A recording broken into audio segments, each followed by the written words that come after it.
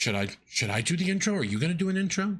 You usually do an intro. Yeah, I can do the intro. Should I? Should I try it? It's gonna come off wrong if I do it though. We can. What's the name of the podcast? The Top 10 Podcast. Welcome everyone to episode 5 of the Quit Yappin podcast, starring Sammy Flair and me, Consumable Pete. There's your fucking intro. Thank you for clarifying which one you were, because I was utterly confused. I did that fucking thing that I said that I get mad when people do. I said it's me, and then I said who me is. Fuck. But like during an introduction, you have to. If people know, people know who I am. Everyone that's listening to this knows who I am. I hope so. But you know what? We do this in the hopes, nay, the anticipation that we will meet new people. That they will meet us. And people may not know who me, Consumable Pete, is, or me, Sammy Flair, is. So, welcome, new friends.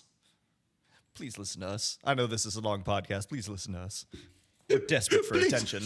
We're begging you. That's why we're here. We're desperate for attention. You should see us right now. We're both naked. That's for our own attention. The world is going to hell in a handbasket. Please give us some sort of validation in this lonely, dark, cold world. At least we'll be moisturized. Gotta moisturize.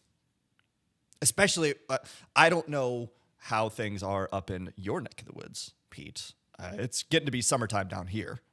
It's like brutal summertime. We were talking beforehand that this coming weekend, it's going to be roughly 100 degrees down here in Texas.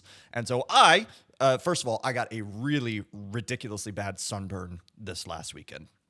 To the point where, like, I'm usually good for one bad sunburn every year. And it's usually right at the onset of summer in Texas. It hits you too hard. It hits me hard, but I'm still super cautious about use sunscreen. I almost said use protection. That's the wrong terminology for not getting sunburned. I mean, it's still technically true, but use protection lotion. Yeah, if you're going to get fucked by the sun. I'm usually really cautious about it. And so I read all the information I can, right? And say, what's the SPF that's on this bottle? Okay, how often should I be reapplying my UV protection, whatever? And it says every 2 hours. Great, I'm going to reapply it every 90 minutes. And that way I'll be good to go. 90 minutes goes by and I reapply everything. Great, feeling good, all that. The next 90 minutes roll by and I look down at myself because, like, what's the way that you can tell if you are actually getting any darker is you look at places on your body that are covered. So I like pull back the strings on my bikini and I'm like, oh God, what has happened to me? And I don't know if it'll actually come through on camera right now or not, but it's probably not on that one right there. But oh yeah, I see. Oh, that one you can see. Yeah. Oh my God. Oh. You can see that one. So that was brutal. All that to say, use protection from the sun. Use sunscreen. And moisturize, and that's one of the key ways that you are going to survive. This has been top tips from the top 10. No, that's the wrong podcast. My bad. That's the wrong podcast. No. Just make sure that you use water-based lube, as we found out the other night. Not me and you personally. I mean, I'm just saying that we both happened to, at the same time, you discovered because I told you that you have to use water-based lubes in order not to deteriorate a condom's effectiveness. Basically, if the sun's going to fuck you, spermicidal lube. Water-based lube. Legit had no idea about that. I had no clue that was ever a thing. That's actually the end of 2001: A Space Odyssey. Oh. Sorry. No, this is the wrong podcast. You're right. This is the wrong fucking podcast. What year is it? Okay. So this has come up multiple times. It will continue to come up multiple times throughout the life of this podcast. I grew up very, very conservatively. Right. I grew up in Florida in the 90s in the Southern Baptist Church. And we're going to talk a little bit about that when we get to my topic. But all that to say that I became a full-blown adult and knew absolutely nothing about like contraceptives or lubricants or anything. And so my first time trying to go buy anything, I'm like, what do I do with any of these things right here? Like, this one has warming. This one has cooling. Why is one better than the other? This one's based in water. This one is based in oil. This one appears to just be human spit. Like, what am I actually supposed to do with any of these? Can somebody please help me? Can somebody more experienced Please give me some sort of help. And nobody did. So, you figure it out eventually. You needed you needed a glucose guardian. Not even necessarily a glucose guardian, but like a mommy or a daddy or a daddy. I needed a sexual Sherpa. Yeah, right. That's the way to put it. Yeah. Oh my God. I just imagine like a Tibetan person and a big fur jacket, and it's like, now we insert the penis slowly for pleasure. I will not dox my friend because she has gotten out of that industry, but I love her dearly. She is one of my best friends right now.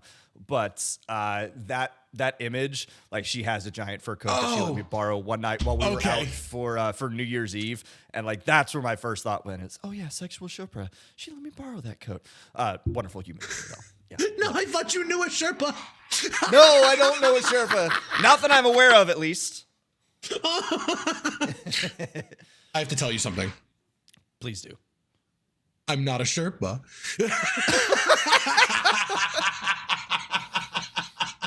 Oh, goodness.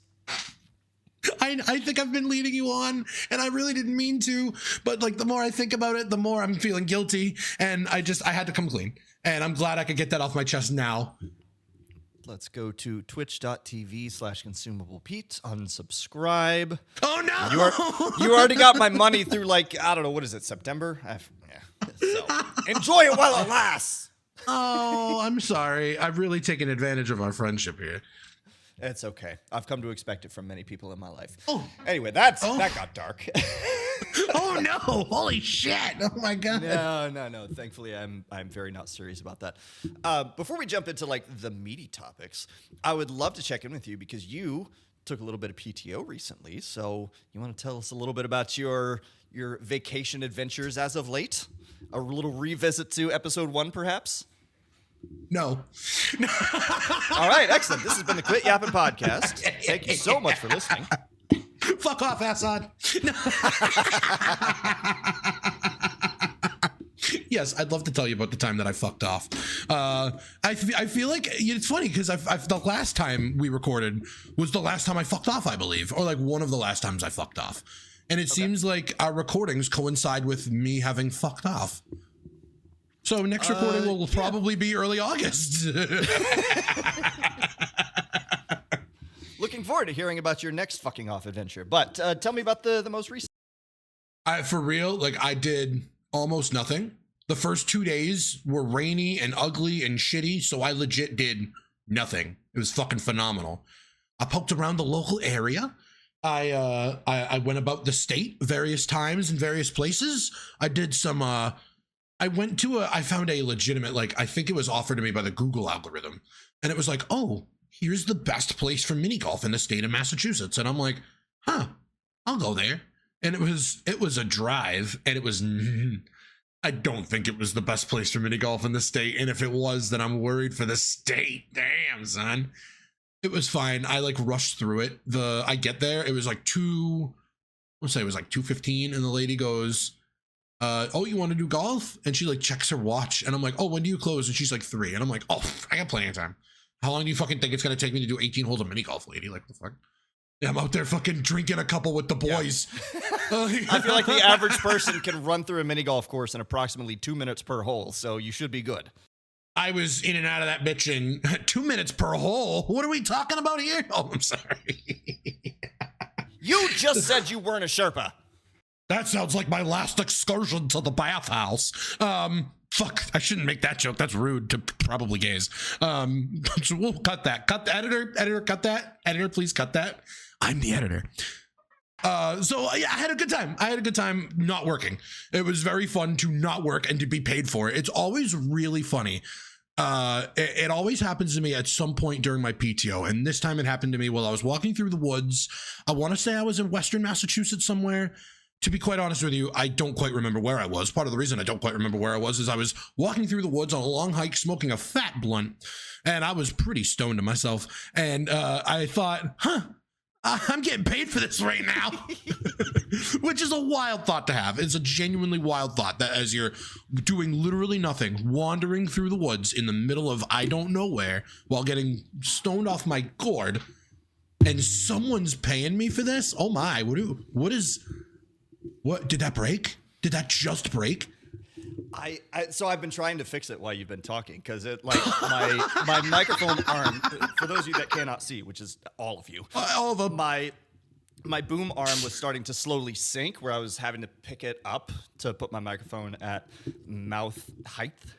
About every 5 seconds or so, I'm like, oh, it must just need some readjusting from the bottom, and I pulled the housing off completely. So it appears that the plastic on this has actually snapped. So I think I'm just going to unscrew the microphone and go handheld today, but I'll deal with that later. It's busted. Oh, it's so busted. All right, we're going to take the microphone This shit's off. busted. Do you have it set up so that no, it's not like going right into the desk, is it? It's like oh yeah, because that's like the metal, that's where the metal piece that clamps to the desk goes into it, right? That's the piece that's not connected to it, the important part. That The important part, actually yes. holds it to the desk. Oh shit. Okay. Because now I'm looking at mine, because I have the same one, and I'm looking at it, I'm like, what was missing from yours? And it's like, oh, the metal part that holds it to the desk. So that's a bitch. Do you still have the piece that you could like screw it into the desk if you drilled a hole in the desk? I don't know if you want to drill a hole in your desk. Honestly, I might drill a hole in my desk. I bought this computer desk specifically for like my streaming setup, so on and so forth. Yeah. So who knows? At this point, I may just go ahead and do that anyway, because like, yeah, that's plastic. That's busted. Oh That's shit. That's all busted. So Oh yay. man. It like completely it is. like came off the bottom of the. Mm-hmm. Oh, that's annoying. You like just bought that, didn't you? Not like just, but. I mean, I bought it a little bit after I moved down here into this apartment, so I guess I would have had it since September, something like that. So Less than a year. Yeah. And I hope the price on those fuckers. Hopefully you don't have to buy a whole new one. Hopefully you can just buy the base. You should be able I hope to. so. I'll run over to some music store tomorrow, see if they can give me anything for it. And then 'cause if that would not, be- check Rode's website. They'll probably have it on there if not. Oh yeah, that's a good call. This is gonna be fun to figure out for stream tomorrow. But anyway, so mini golf. Playing fucking. So yeah, that mini golf was not the best. There's no way that was the best mini golf in the state. And if it was, like I said, nervous for the fucking state. Various hikes daily, other than the 2 days that I did fucking nothing. Because it was rainy those 2 days anyway, so it was like the perfect days to do nothing. Oh god, I'd have to like check my phone to like remember the exact details of like everywhere I went. I took a day to go to Rhode Island. I went to the mall down there, and then I got some French fries, which is like my typical like Rhode Island ritual, which sounds weird, but it's better than what most other people do in Rhode Island. We were just talking on one of our streams that Rhode Island, I think, has the worst drivers that either of us have ever experienced in life. Yes. So I heard you saying that. I think I was in the shower at some point, or I was like drying. I remember that I like couldn't get to my phone at the time, but I was screaming. I'm like, yes! Like I was like screaming out my phone, yes, because they are the worst drivers. I haven't driven in too many states. For the most part, I drive in New England and New York. And without a doubt, the worst drivers that I've come across are the drivers in Rhode Island. When you are a driver in Rhode Island, you are like somehow ticked down in your driving skill. It leaves you. I don't know how, but it does. It blows my mind because I've driven, just nature of my job, I've driven in some of the bigger cities in the States. And like there are some bad ones that you typically expect for different reasons, right? So LA is bad drivers because there's just an ungodly amount of traffic. Too much. Boston sucks at driving because the layout of the roads don't make any sense. I despise it. New York City, congestion everywhere on this tiny island. But none of them have been, should I say, bad drivers, like truly bad drivers. Like those are, if they're a bad driver in a city like that, they are adjusting to the circumstances around them. They are a bad driver because they are forced to drive like that in order to survive in a place like that. Rhode Island doesn't have that problem. They just suck at driving. I don't know if they're like poorly, if like maybe the test sucks, maybe they're like the licensing there, like maybe you don't have to practice that much. Maybe you don't have to be that good of a driver to get a license in Rhode Island. Maybe it's just like that. You know what I mean? I also can confirm that their signage is terrible. Absolutely trash. Oh, yes. Yeah. I 100% agree with that one. I'm so glad that Google like navigation and GPS exists now, because I remember like back in 2011 trying to use like my old smartphone, like my first smartphone, and like the GPS on that to try to get around Rhode Island and to get to the mall there. And I was just like, this is such a nightmare. Don't go to that mall on a Saturday. Don't go to that mall on the weekend, but like don't go on a Saturday. That's all I can say. Go during a weekday when there's still somehow hundreds of people there. Don't these people have jobs? Whatever. But yes, I definitely enjoyed my time off. It's nice to do nothing and to not work and to be paid to not work, specifically so that you can be better at the work that you do because you've been paid to not do it for a while. That's how I kind of see it. So that was great. And then you took like a digital vacation. I did. I took a little miniature hiatus from social media. I try to do that for a more extended period of time twice a year. About every 6 months, I take bare minimum 2 weeks, usually more like a month, and I just unplug from everything. It's a little bit harder to do that in totality these days because I do really enjoy streaming, and I haven't hit the point where I feel burnt out by it yet. But for all the other social media platforms, I typically like to just unplug for a little bit. But I had a very impromptu hiatus from social media this past week, and honestly, it was fantastic. I didn't realize how much I actually needed it. And it's one of those moments for me where I always recognized this, but it didn't truly populate in my mind how dependent I am on being connected and how reliant I am on the feedback loop from getting notifications. Oh boy. When I turned off all of my notifications for Discord, for Instagram, for Blue Sky, for everything, and I was literally just working, some of the most productive days that I've had in a hot minute. Because I'm like, oh, I'm not getting interrupted every 15 seconds by somebody posting the exact same meme in 6 different Discord servers. Thank you. I'm not calling out anybody specific. It's just the first thing that came to mind. You know who you are. But We've cut out all the names from the recording. We've cut out all the names from this recording, so don't you worry. Just put a big bleep in there somewhere. I really did enjoy having that little reprieve. And now that I'm back on it, like I think what I take away from every little social media hiatus I take is a step towards a healthier relationship with each of them so that I can build in a few more boundaries here and there. What do I really need to interact with versus what do I not? Used to be back in the day on Instagram that I would respond to anybody who would send me a direct message. And I mean anybody, because I was desperate for attention at that point. So like, yes, send me a message. I will absolutely respond.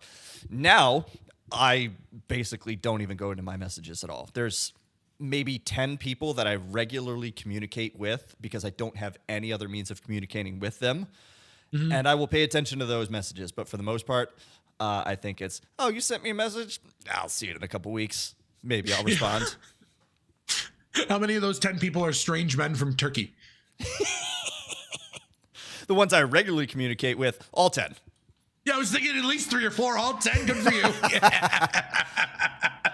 Those are the real friends. Those are the real friends we made along the way. Those strange men from Turkey, Vasti and Ishtar and Von Koresh. I'm sorry, this is super racist. I don't even know what I'm saying. I'm just literally making noises with my mouth. You woke Assad up, though. That's for sure. So did the shelling. Oh, no. Oh. So a little aside, because you said this in passing, and I want to make note of it because it's still very, very funny to me. The real treasures, the friends we made along the way. That game that I've been playing on Thursday nights. Oh, fucking like hell. a dragon, Pirate Yakuza in Hawaii. You get down to the end of this long-ass quest line. So where funny. you are actually hunting treasure across all these Hawaiian islands. And then you finally get to the end of this one, and it's like, here's the real treasure. And it's a picture, and it says, the friends you made along the way. I think the achievement says that as well. And I was like, bravo. Absolutely knocked it out of the park with that one. Thank goodness it gave me like 1,000,000 XP or something like that. Because if it gave me no reward, I might have been a little peeved. But also, that's one of the most fun games that I've played in a while.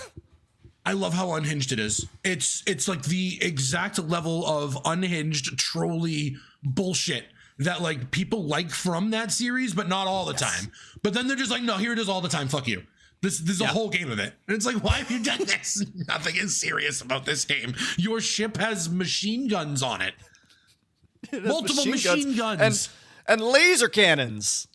Fucking hell. I mean, amongst my crew are 2 robots. There's a few sex workers. There's some Monado girls. There's some actual like mechanics and actual pirates and everything. But, you know, there's also Nancy Chan, who is a crawfish from previous games. You know, she's on there. There's one of those Japanese Why is mascots. your name Nancy Chan?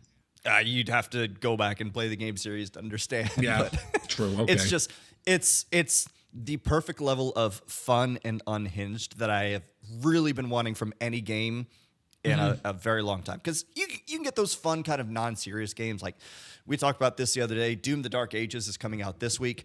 Oh, I know that's not a game to be played seriously. Mm-hmm. Because of its history, and nobody takes that game seriously, but they still play it because it's fun and it's ridiculous.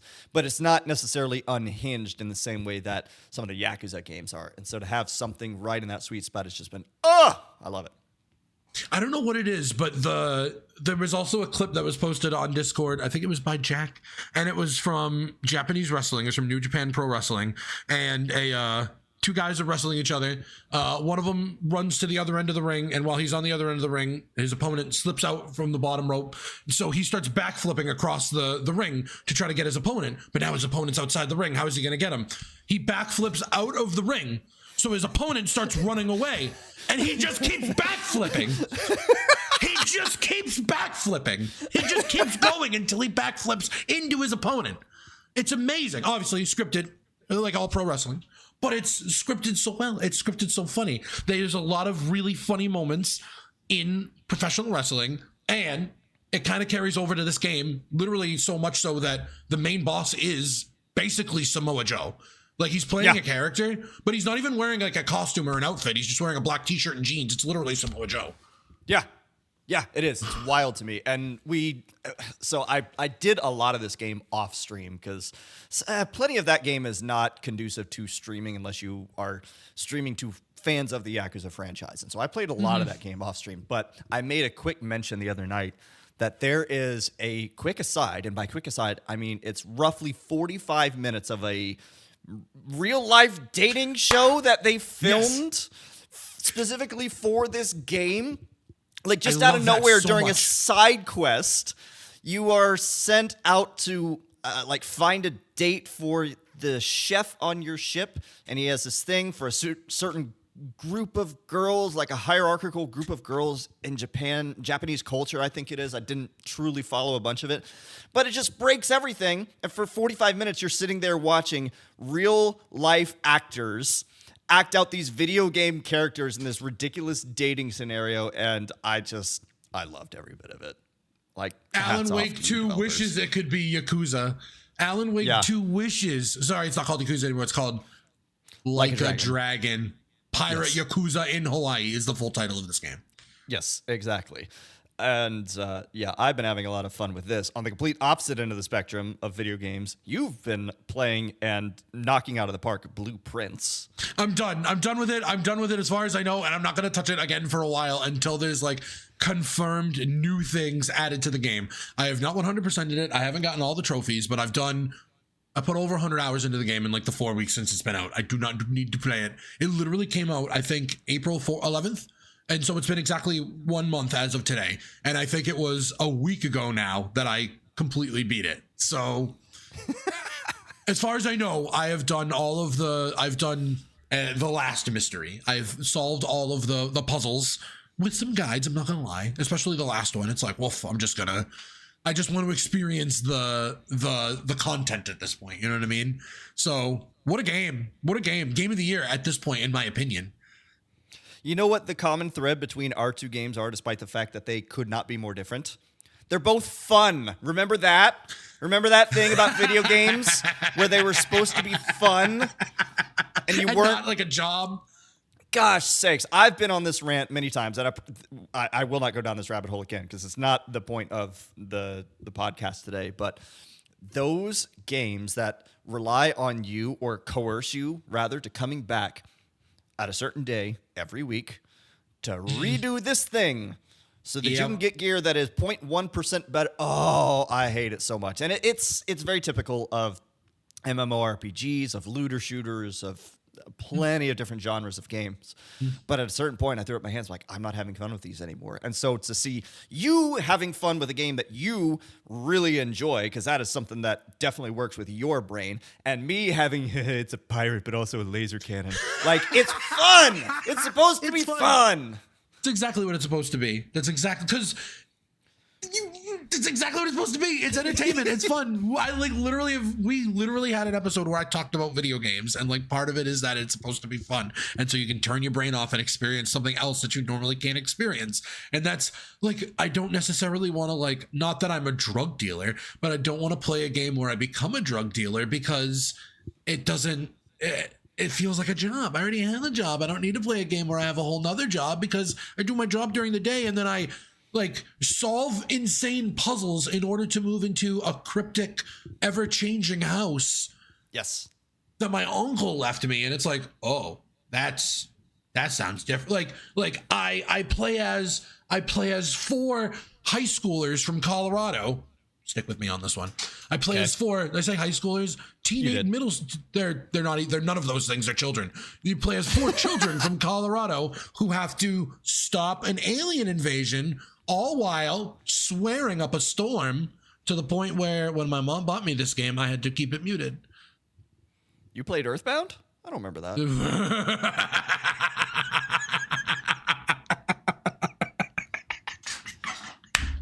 Sorry, your camera froze there momentarily. I saw the laugh, but I didn't hear anything you said. So I'm just going to assume it was laughter. To answer your question, no. The game is there was a South Park game that came out on the Nintendo 64. Oh, that's right. Yeah. It's basically like a Quake. It was like a Quake shooter. It was like a Quake clone, and it had multiplayer elements, but it was mainly like a really shitty linear storyline where you play as the South Park kids stopping an alien invasion. And one of the cells of the game is that they swear, unlike the show where they can't. They fully swore on this game, all of the swears. So it was quite different. And on the Nintendo 64, you said? Yeah, it was rated M for mature. I would say that's a little outside of the typical for Nintendo, but then again, they also allowed Conker's Bad Fur Day to be a thing. So Nintendo was a little bit on the wild side during the Nintendo 64 era when they had a lot of third-party developers come in and do stuff. Yeah, I don't think they would get away with that so much today. Some of the stuff that gets put on the Switch shop and everything, quality control is definitely not out there, but I don't know about content restrictions necessarily. Then again, I haven't been the biggest Nintendo fangirl in quite some time, so I may be talking out of my ass here, and I don't even know it. Same though. I wanted to see if. Oh, sorry, this wasn't Midway. It was a claim. But if it's not Midway, it's a claim. Like, you know what I mean? Like, there's your 2 third-party. Not 2. There was a lot of them. But that's also a point that like we have since watered down all of the developers within video games. So now you have like the AAA developers, and then you have like a Remedy, and like that's it. And then all the indies, like all these indie developers. That's not true. I'm watering it down for the joke, but you get me. Yes, I understand. We don't have a Midway and Acclaim anymore pumping out fucking like rental store fodder because we don't have rental stores anymore. So like we don't need rental store fodder.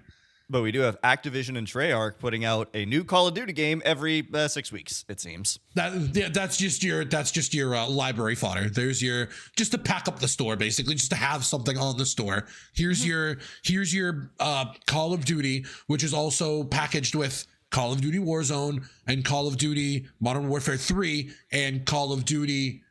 I don't even know. When you download Call of Duty, you download 4.5 games now, though. Oh my goodness. No, thank you. I don't feel like dedicating. That's got to be what, 120 gigs worth of Call of Duty? Nah, hard pass. It might be 120 gigs. Yeah, I think it's about that. It might be more. It might be 150. Okay. Anyway, You shuddered. no, like I have my history with Call of Duty, and I left it in the past because that was when I was in I was in the realm of being a professional gamer. Like, I was never good enough to be top tier or anything, but I did amateur, I did semi-pro, I did this, that, and the other, and my time with Call of Duty pretty much crapped out around the end of Modern Warfare 2. You realize you couldn't be a pro gamer because your cock was too big? Don't have that problem anymore. But it's an HRT joke. Do you get it? All right. Sorry, pro gamers. Sorry, pro gamers. I'm sure your cocks are like very big, and I'm sure your mother loves you. I'm sure. I'm sure. This has become very rude for no reason. I'm attacking people that we don't know. Oh my god. Alternatively, this is why you have so many trans women in professional gaming. I think we're actually unlocking something here. That you were gonna say in my Twitch chat. Well, also that, but you know. There are certain eggs we're still waiting to crack. That, you know what? That's all. That's as far as I will go with that. Oh, the face you just made me. No. All right. Anyway, Leave my eggs alone. they're too expensive anyway. bitch, I'm plenty cracked. By the way, I have no idea when this episode is coming out, but today is Mother's Day.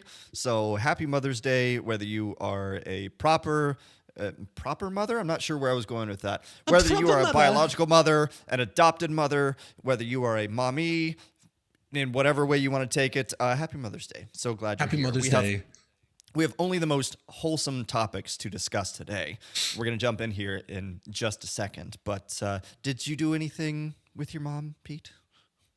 I left her alone. I let her have. That may be a great gift, though. My sister's kids were gone. I left, and my mom had some nice quiet time to herself. And I'm pretty sure she genuinely appreciates that gift every time I give it to her. Good. I hope she does. That is good emotional intelligence. I woke up this morning and I came out to the living room and my sister's kids were here and I said, "Did you tell Grandma Happy Mother's Day?" And they go, "Happy Mother's Day, Grandma." And she goes, "Just another day." Oh, okay. So I'm sure you called your ma. I did. Yes, I sent my mom a gift from a little oddball gift shop that Jack and I went to in Atlanta. Oh, and she very much enjoyed it. But yeah, I called her today and wished her a happy Mother's Day. They were apparently supposed to go do something outdoors and like go out on the boat because they live in Florida. And but it was supposed to rain, so we didn't do that. We canceled all the plans, and then it didn't end up raining. So I'm like, oh, okay. Well, you know, as long as you had a good day, that's all I care. yeah, yep, yeah. It's like, thanks for sharing, Mom. Yes. So, thank you to mothers everywhere for putting up with your degenerate children more often than not. We love you. Yeah. Most of the time. So, speaking of degeneracy, I think it's about time to jump into our topics for today. Only the most wholesome, as I said. So I believe that we settled that this week I was gonna bring mine up first. You first. What's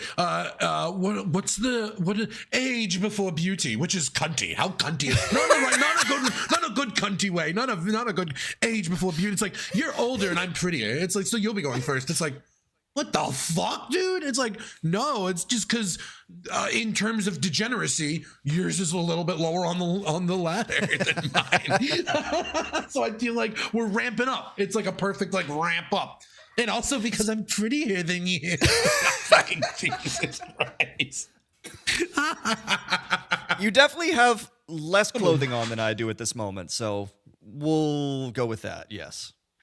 You know what? Actually, you're right. Yeah, probably. Yeah. You're probably right. Well, I don't know what your short situation is like. Shorts, but not super short shorts. Okay. All right. Yeah. I thought you were gonna be like. I thought you were just gonna be like, shorts. I don't wear pants at home, obviously. Which there's part of that is very true. How many? Real question. How many times have you streamed without pants on? Every time I wear a dress. That doesn't count. No, you know what I mean. So like fully pantsless, like just undies, like pulling like a full poo.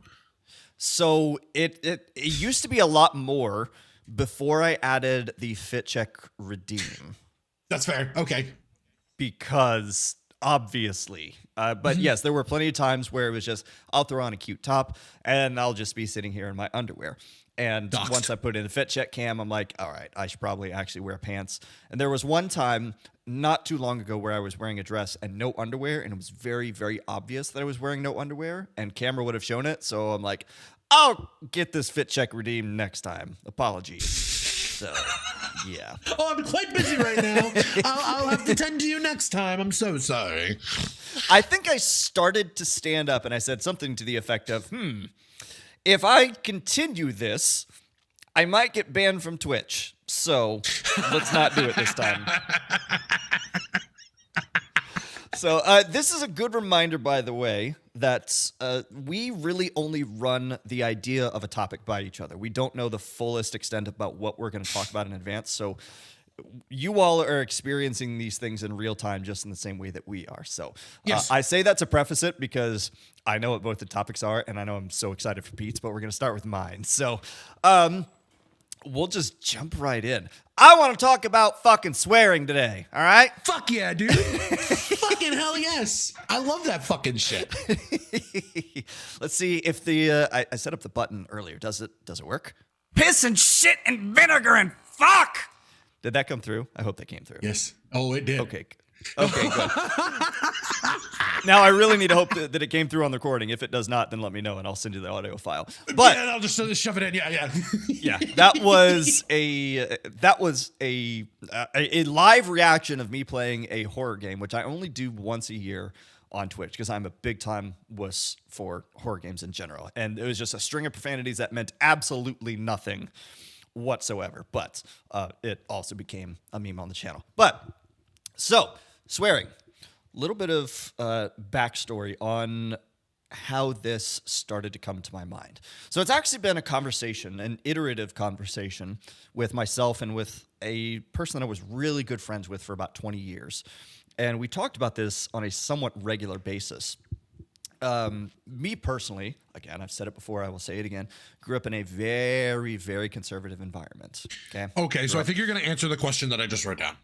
Okay, fantastic. But yeah, I grew up in the Southern Baptist Church, right? And I grew up in a very red part of the country, a very proper part of the country. You have manners, and there are certain words that you don't say, yada, yada, yada. So swearing in general was just not a part of my vocabulary for a long, long part of my life.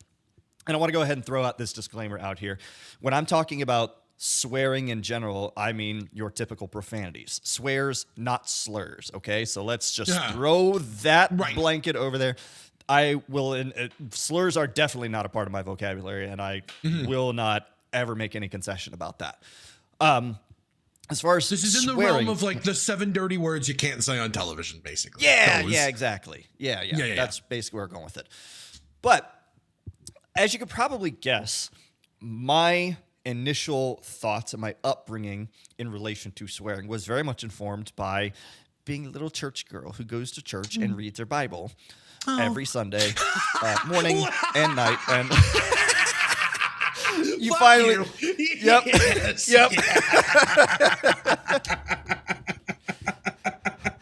Oh, so glad you caught on.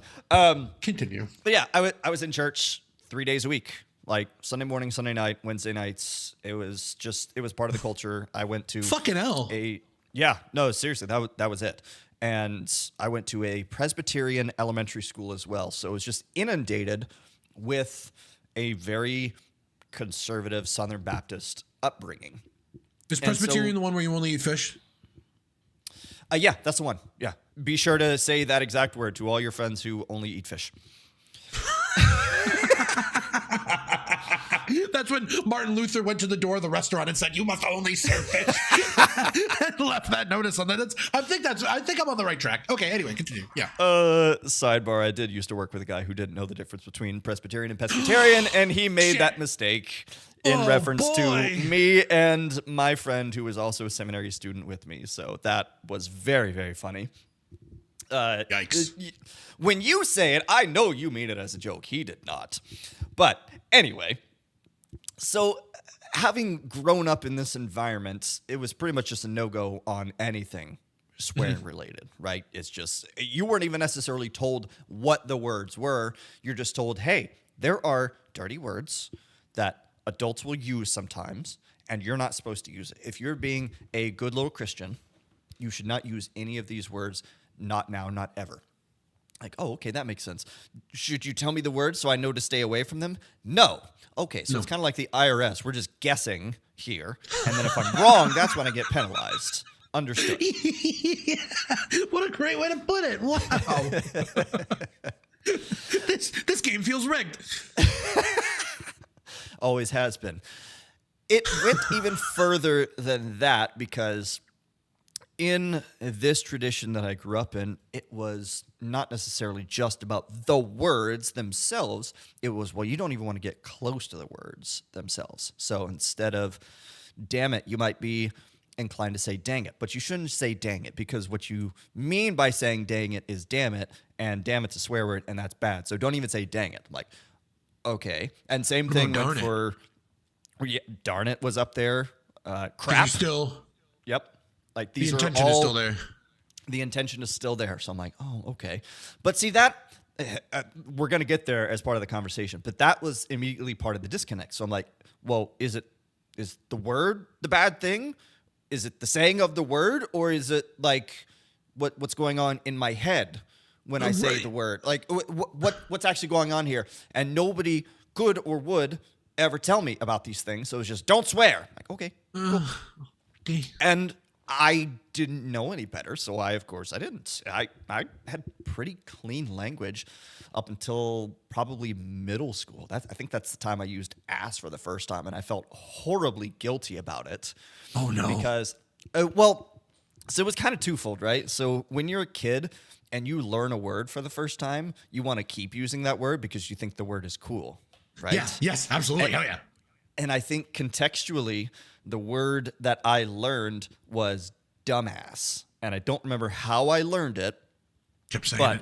I kept on saying it. And I was saying it in reference to my friends, in reference to video games, in reference to movies. I was saying it nonstop because I'm just like, yeah, I found a new word. What does it mean? I don't know, but it's fun to say. And people don't like when I say it. So I'm going to keep saying it. Maybe you shouldn't say that word if you don't know what it means. Shut up, dumbass. It's the beginning of my rebellious stage. That's truly what it was. So I love it. Like, so genuinely, for the first, let's say, 12 years of my life, I did not actively swear. Like, I may have said things without knowing them, because it's fun when kids swear and they don't actually know what the word is that they're saying, right? Like my little nephews, if they accidentally utter a swear word, especially the 4-year-old, and he has no clue what he's actually saying, it's hilarious. The 8-year-old doesn't get away with it because he knows better at this point in time. Right. It's still a little funny, but not as funny as when the 4-year-old does it. But, first decade or more of my life, I basically didn't use any profanity at all. And I'm not going to say, because you and I have had this discussion before, correlation is not causation, so on and so forth. And so take this as me purely noticing a connection, and that's it. I don't know what necessarily the connection is. I just think that there is something there. Okay. I had incredible anger issues as a kid. Incredible. I see where you're going with this. And okay. I didn't have a release valve for it. And I genuinely wonder, if not necessarily it was about the fact that I could not swear, but it was because you are not supposed to express your anger in any way that could be deemed as profane. Right, exactly. And how a child with an underdeveloped mind will interpret that is, don't be angry. Right, just don't feel that way. And it's like, I don't know how to, I'm mad because now I'm mad. Yeah, exactly. And now there's something wrong with me inside because I'm mad and I'm not supposed to be mad. And I'm definitely not supposed to do anything about this being mad feeling. So what's going on? And I just bottled it up. And so my anger issues were not that I couldn't control my anger and like I was lashing out at people. It was that I didn't have an outlet for any of it. And so I would have these negative feelings that would build up and build up and build out. And then eventually it would spew, like, and everybody would get caught in the crossfire. Oh yeah. And Yep. it wasn't very good. So I can't help but sit back and wonder, with the benefit of hindsight, if I had a healthier understanding of that kind of language, would I still have had the anger issues that I did as a child? Possibly, but I don't know. I'll never know the answer to that. Once again, I can't help but see a connection there. So I immediately imagined, like, you know, like high schoolers, middle schoolers, you go to the woods, you like smoke cigarettes with your friends, you drink a couple of, I stole these from my dad, and it's a couple of nips, you drink them, you're going to the woods to swear with your friends. Shit.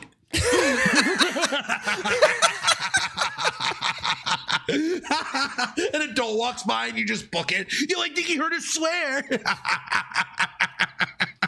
legitimately the worst thing that we ever did as these little church kids is we went and toilet papered people's houses, and we thought that was like against the law kind of bad. I mean, that's how. And some places they get uptight about it like that, against the law, and they're like, it's trespassing and it's graffiti and it's destruction of property, and it's like, it's toilet paper, relax.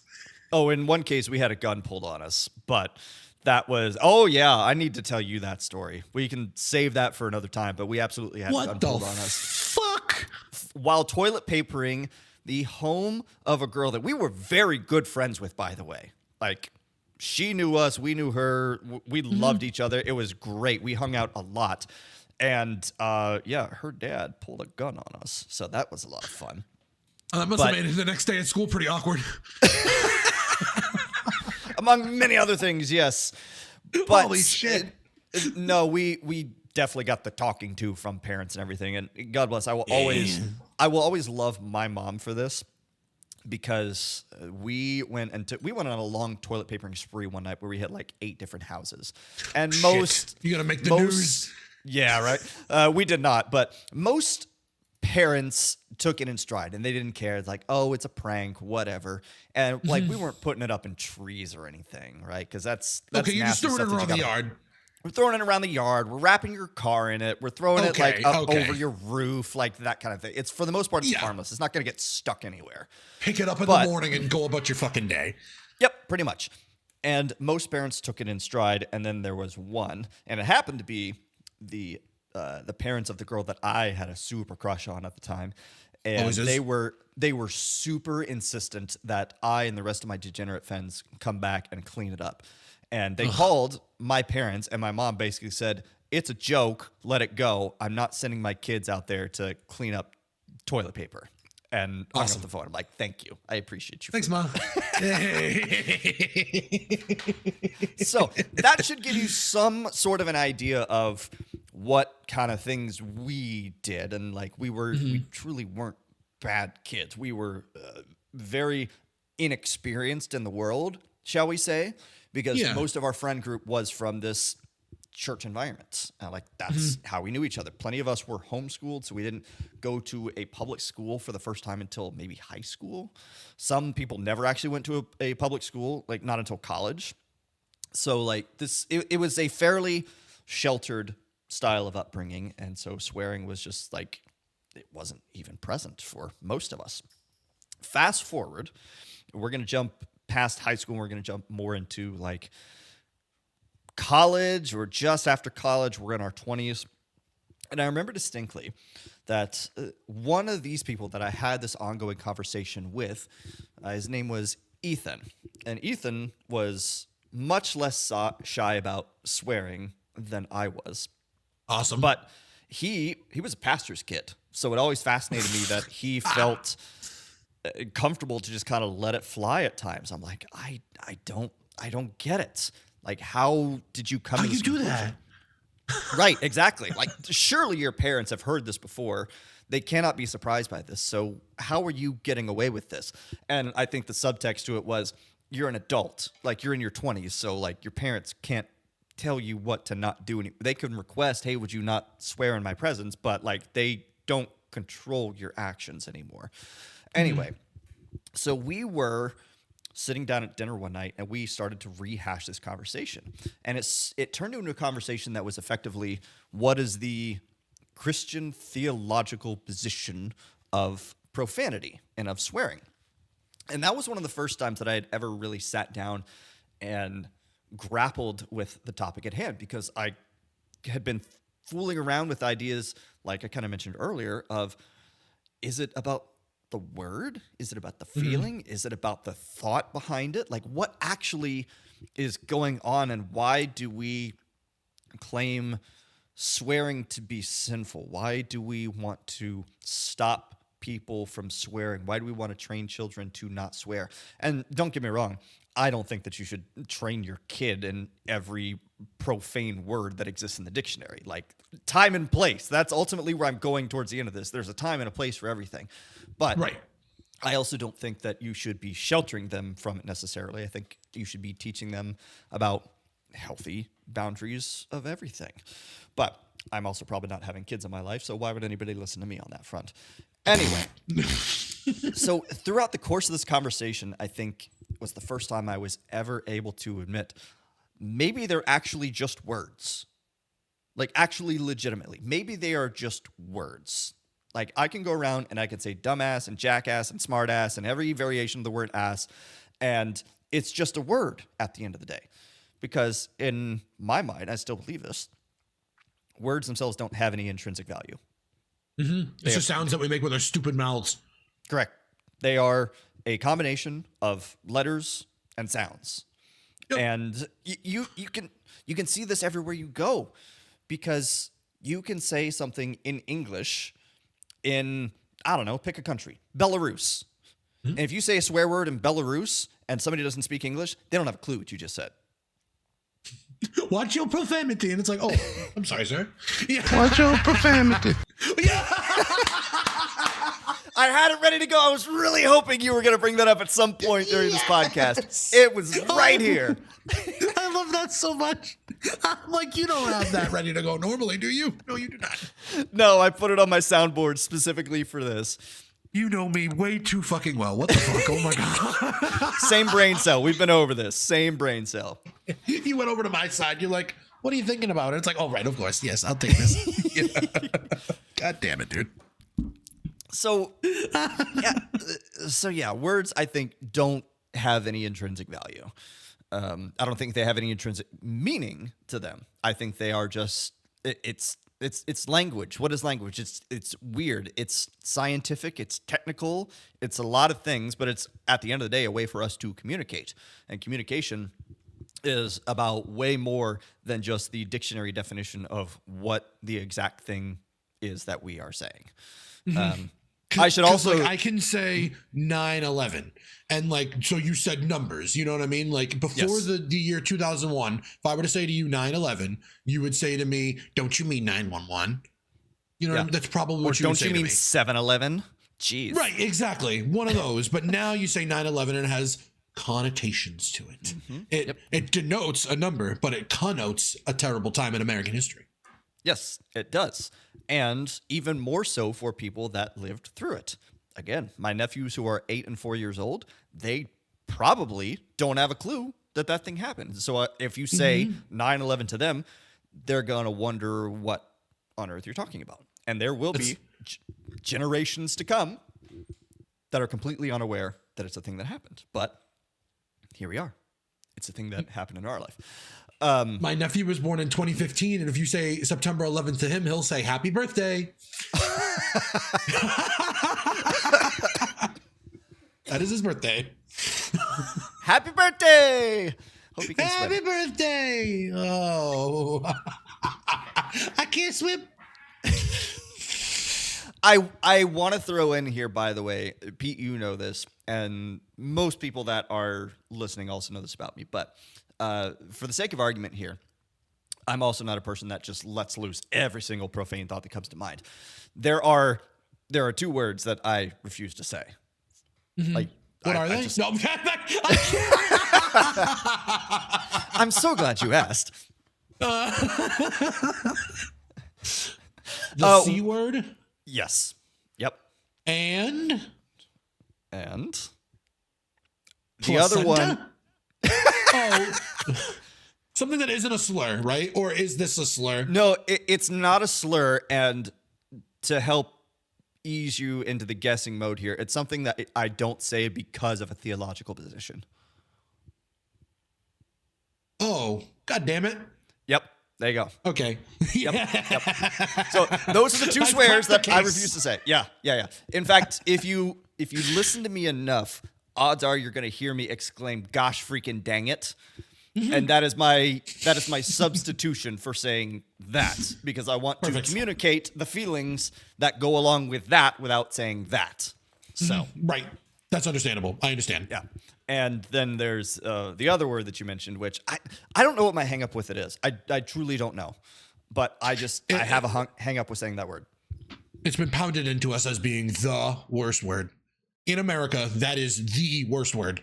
It like rises, and then it seems like that's the worst one. You know what I mean? I don't know what it is, but it's like that. Once you rise all the way up to there, it's like you can't call somebody a worse thing. Right. And it still catches me off guard when I hear people say it, even though I'm friends with people it's a regular part of their vocabulary. And we're friends with plenty of people from the UK and from Australia, New Zealand, and this is just normal, everyday vocabulary for them. They use it as term of endearment at times. They do. And contextually for us, it is a very, very bad word to say. I remember, I think I was in maybe 9th grade, something like that, but the American world was set on fire because Tom Brokaw accidentally said it one night on the news. Yeah, he did. He was trying to say, and I guarantee you can look this up on YouTube. He was trying to say presidential tax cuts. Oh, okay. And yep. And the N slipped in there, and every radio station and every television station for like the next week was all over Tom Brokaw because he made a verbal typo. And that's what I think it gets down to. I think he fumbled his letters. It happens very often to all of us. So cut the man a break. But that was the first time that I had truly ever heard that word. And funnily enough, after I had settled on this topic, do you know who Brett Goldstein is? It sounds vaguely familiar. I think he's a comedian. He's a comedian. He's an actor. He played Roy Kent on Ted Lasso. Hold on, let me look him up real quick. He's got a face that you will probably recognize once you see it. Oh, that guy, yep. Yeah, okay. So, yeah, he lets loose. But the interesting thing is that a week or two ago, he released a comedy special on HBO Max. Sorry, it's just Max these days. And he does an extended bit about why Americans won't say that word specifically. And it's like, oh, the timing on this is just so precise and very relevant for me. And a lot of his point was exactly that. It's just, for whatever reason, y'all have it in your head that it's the worst thing you could possibly call somebody for no apparent reason. Because again, we, being contextually for him, a British person, use it as a term of endearment. Like, he'll say it as if he's calling over a friend, like, "Oh, C-word, like, come over here." Like, nope, that's such a foreign concept to me to hear that word used in a loving context, because historically I have never heard it in any context other than outright anger and "get away from me," that kind of thing. You know what's funny is while you've been saying these things, I think I kind of cracked the code on it a little bit, just a tiny little bit. And it's like, okay, so like at the heart of it, like what are we saying when we say these words? "See you next Tuesday" is the most vulgar term for a woman's vagina. Fuck is the most vulgar term for sex, and shit is the most vulgar word for excrement. So it's like, I think it's because like I wrote down vulgarity of sound, like, because like how can sounds coming out of your mouth be vulgar? It's not the sounds themselves, right? It's what the sounds represent. It's you've said shit, so now you've made me think of excrement. You've said fuck, so now you've made me think of people having sex. And you've said cunt, so you've made me think of the worst thing in the world, a woman's vagina. And see, normally I would track with you on that one, and I would agree with you, except for the fact that basically everybody I know has no problem calling somebody else a dickhead. So, you know what, too? Dickhead is really fun to say because it's got that, like, it's got a snap in the middle of it. Dickhead. Yeah.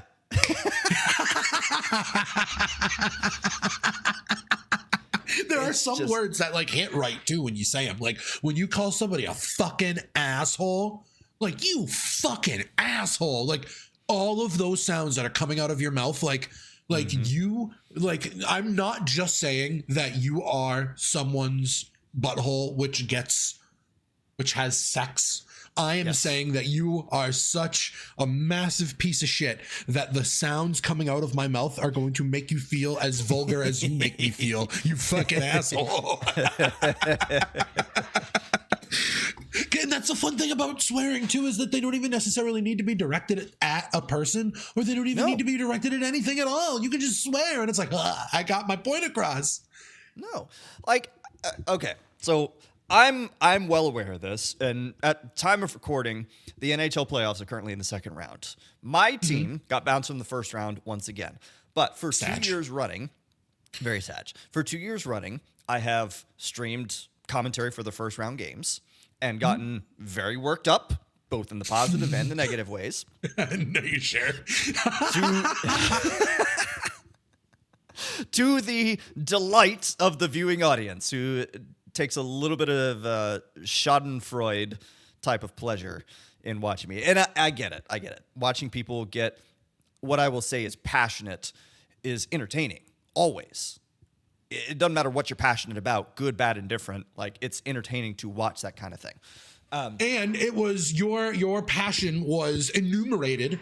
I don't think that's the right word, but I'm sticking with it because you used a heart rate monitor in order to properly illustrate just how passionate you were. And let me check my notes here. I believe that you maxed out at 165 beats per minute, which was crazy because like I don't even do that in a fucking workout, dude. And I think I said to you, you showed me like the little like screenshot from the app that said that you burned like, was it like 10,000 calories or some like crazy? It wasn't number that like high. It was 1,000 or something like that. From sitting down yelling at my computer screen for 3 hours. And my response to you to that was, there's no way you burned 1,000 calories sitting there and yelling, because if you could, then I would weigh 80 fucking pounds.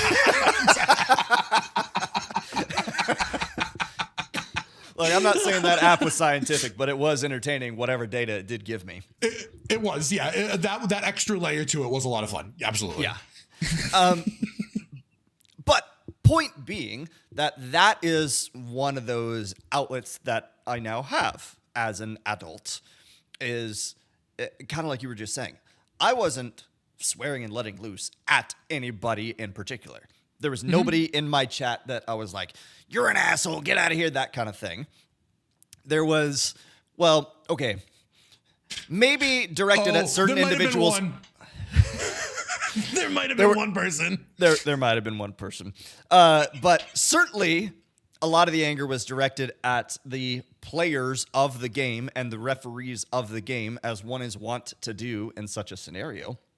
But I also recognize that in a moment like that, if you sit me down face to face with Brad Marchand, I'm not going to say the things to his face that I said in a moment of passion. And he's not going to treat me like an opponent on an NHL team. Contextually makes no sense. I would really hope not, because my body is not ready for that. I cannot take a slap shot from him. I cannot take a body check from him. If he says the wrong thing to me, I'm going to cry. So, would I mind meeting Brad Marchand? Like, no, absolutely not. He's going to be a Hall of Fame hockey player, but please don't say mean things to me in the way that I have said mean things about you. Actually, you know what? I don't think I actually said anything inherently mean about him. I think my rants were more to the point of, Brad Marchand's a really good hockey player. Why does nobody else, like, on my team recognize this? Why don't they do anything about it? That kind of thing. Why isn't the team that you favor taking him as seriously as you do as a fan? Right. Yeah, exactly.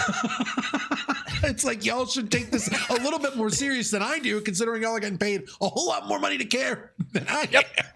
Yeah, so I'm maybe making you should take peanuts Brad over Marchand here. seriously.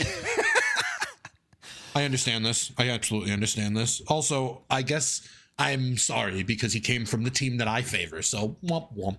Yeah, womp womp. But like, I see, that was part of the rant. Is like, he's been in the same division as my team for his entire career. He has never not played outside the Atlantic Division. So like, who he is. Anyway, that will turn. And it's into not a even different that brand. this. It's not even that the Bruins were done with him. It's just I think it was more of an organizational thing, wasn't it? Yeah. I think Yeah, the Bruins would have liked to re-sign him, but it was right time, Money right and opportunity. all this other shit. Yeah, right. They'll bring him back to Boston at some point to retire. I guarantee it. Anyway, you mentioned also the word "see you next Tuesday." I won't keep saying it, but I was in college, and I will relay all of my experiences with this word while I was in college. There are 3 separate experiences with this word while I was in college because I'm bad. My first experience. I was a freshman. The way that my school was structured was that you had an English class, and then you also had like an introductory freshman class, full elective, whatever the fuck you wanted it to be from a pool of classes that they let you pick. So mine was the politics of rock and roll. And it was a cool class. And my English class and that class, same exact kids in both classes. So they wanted you to have that like familiarity, like almost like it was high school where you had like some classes with the same people. And it was also genuinely like a good way to make friends with people kind of right off the bat, because it's like, I know you because I see you more than I see most other people. I know that we're both freshmen, we're both taking the same classes, 2 of the 5 of the same classes, so it was a nice way to introduce you to people. There was a I don't know what she was supposed to be. She was a junior though. And I don't even remember her name, which is fucking rude. But she would show up every now and again. I think she was supposed to be there all the time, but she would always like wander into our class late. And I'm like, why are you even here? Like, why even fucking show up? You know what I mean? She was supposed to be like a peer mentor resource kind of thing, but she stunk. She was absolutely useless. And she would like walk in with her purse and her bag and her fucking like you could tell she would do her makeup in her car because it was like flawless when she walked through the door. You know what I mean? And she smelled great. And it's like, girl, slay, we're in class, relax. Like, first of all, slay. Second of all, tone it down. So I was who I was, and I still am who I am. So one day she wasn't there. And everyone's like, where's what's her face? Where's what's her face? And I'm like, who cares about that cunt? That came out of nowhere. Right, exactly. It was the shock of the word combined with why are you saying that? She's not that bad. So like me and my irreverence, it got a pretty good laugh. So I'm like, okay, we'll stick that in my back pocket for later. Fast forward, my junior year, television production 2, not 1, 2. This is serious business now. Yes. Everyone, I took television 1 and television 2 with a group of people that like, it was basically the same group of people. We took I took television production 1, my fall semester. The next semester was 2. So it was like all the same kids, just back to back. So a lot of them, for our finals for each class, we would have to direct, write, and produce a little sketch. The first one for television production 1 was 5 minutes long. The second one was supposed to be 15 minutes long and included a pre-recorded segment. By the time we rolled around to television 2, everybody realized that I was funny, so they all wanted me to be in their things. I didn't want to be in anybody's fucking thing. I wanted to be the technical director, the person that hits the buttons and switches the cameras. That's what I wanted to do. Everybody wanted me to be in their thing because I was funny. I'm like, okay. Except a lot of people didn't give me a script. A lot of people were just like, just be funny. Talk about this. And I was like, you're using me. You're welcome. Yeah. One girl, her thing was that I was the inventor of some sort of like workout gear, and I was being interviewed. She literally like came up with it. Like, we all met at a friend's house, and like she came up with it while we were there. It's like, oh, you're selling this, and she hands me 2 boxes, and I was like, okay. So like we recorded like the fake thing, and it was supposed to be like a little like infomercial of like me like, hi, my name's Peter. I developed these to make my wife less fat. Okay. Again, they didn't give me a fucking script. Right, they didn't give me a fucking script. So that's what we pre-recorded, and then in the studio we recorded a thing that was supposed to be me being interviewed. I don't know why. And the host was smarmy. He didn't care about my answers. He didn't care what I had to say. He would cut me off and keep talking, and that was the big joke. And at the end of the thing, he goes, well, is there anything else you want to say to the crowd? And I start to talk, and he cuts me off. Well, that's all we have time for this week. Join us again next week. Have a good night. And she shared like the directorial plans of everything. I knew that it was supposed to like cut to a wide shot and start pulling back. As it cut to that wide shot and started pulling back, I turned to the kid and went, you're a cunt. All the guys in the class thought it was hilarious. The girl was like, thanks for getting me an F on my final. She didn't. She got an A. It was fine. And I said, thanks for giving me a fucking script. What do you expect from me? You didn't give me a fucking script. You didn't tell me not to say cunt. Yep. You didn't tell me not to swear. So I wanted to be funny. I went into my back pocket to be as funny as I remembered. You know what I mean? Like, yep. Oh, I remember I played that card once and people laughed. So I'm going to play it again and see what happens. Did not laugh. And then the third experience was a lot less, it was a lot more mundane, I guess is the best way to put it. In my world geo class, we're talking about a guy by the name of Kunstler. Oh, no. I couldn't say his name. And I was the one who raised my hand to talk about him. And I'm like, yeah, it seemed like in this article, Kunstler.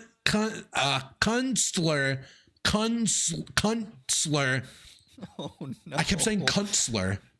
I couldn't yes, you did. Like, and my teacher is Kunstler. And I'm like, I just couldn't. And I kept saying it. Wrong. And then I don't know what it was, but that professor fucking loved me. One time he pulled me aside and he's like, you've got a way of speaking that just engages the listener. And I can really feel your passion and intelligence coming through in the way that you speak. And it's really rare to see that in someone your age. And I'm like, thanks. Thanks, Healy. I don't know. Like, good. What do I do with this information? He was a nerd. Like, he was a big old nerd. He wore glasses. Nerd. But he was very nerdy, very quiet, very soft spoken. Jacked. Fucking absolutely stacked. I don't know what he was doing, but his chest was coming out his shirt. It was insane how jacked this dude was. Completely unassuming. I think he had like just picked up working out like as I started taking his class, because over the course of that semester, dude just fucking stacked. It was insane. Anyway. The main reason that I'm saying all this is to ask you, how many times have you been in trouble for swearing? Like real trouble? Oh, good. See, that's the thing. I honestly can't think of any. Really? Genuinely, I cannot think of any. So I real trouble, like that's kind of the kicker there. I got in trouble once with my parents for going on that spree of saying dumbass or whatever it was. Like, and they're like, hey, don't. Like, okay. That was the extent of it. Shit out. Okay. Yeah, like I didn't get grounded. Like, I may have lost Nintendo privileges for a day, and that's as far as it ever went. But outside of that, I never really ever let that kind of language fly. So I didn't get in trouble with teachers. Like, even in the college age where I was more okay with swearing, I didn't really let it fly out there. I rarely swear in any sort of professional context, which is funny because I've had bosses who very much do not feel the same way, including my current boss. And I'm just like, nope. If I swear in a professional context, it is purely internal. And I am having some kind of venting session over a thing that happened. It's not necessarily going to be directed at anybody or about anybody. It's just, I need to let loose on this. And that's the whole part of it. But no, I really haven't ever gotten in trouble for swearing. I used to get in trouble a lot for swearing in my younger days. I distinctly remember a time I was first or second grade going outside for gym class, and I sit down on some rocks because the teacher's like, oh, sit down there along the edge of the playground. So I sit down, I sit on some rocks, and I went, ow, my ass.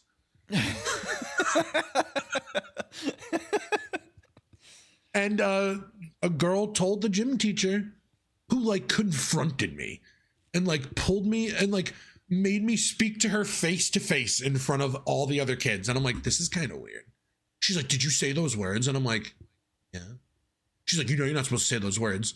And I remember like looking away from her, like looking towards the back door of the school. Like, can somebody come out here and get me away from this lady? Like, I don't care. Leave me alone. It's a word. Like, can we just go back to what we were doing, please? Like, yeah, I'm sorry. I'm not going to do it again. I learned my lesson now because I caused a fucking scene. So no, I won't say it again. Like, let's move on. And there, I feel like, is probably the opportunity for educating as to why we do or don't do the things that we are supposed to, right? Because it's all well and good to say, don't swear. Okay, I'm not going to get sassy and say, why? Because that doesn't actually solve anything. But you can lead in with, hey, here's more of what's going on when you use a word like that. And it's an opportunity to say, oh, yeah, well, it's not necessarily about the word itself. It's the connotation of the word, this, that, and the other. But instead, it's very often treated as a black and white issue. Don't do it. Okay. Anybody care to tell me a little bit deeper as to why we hold ourselves to this seemingly arbitrary standard? Because it doesn't make a ton of sense to me.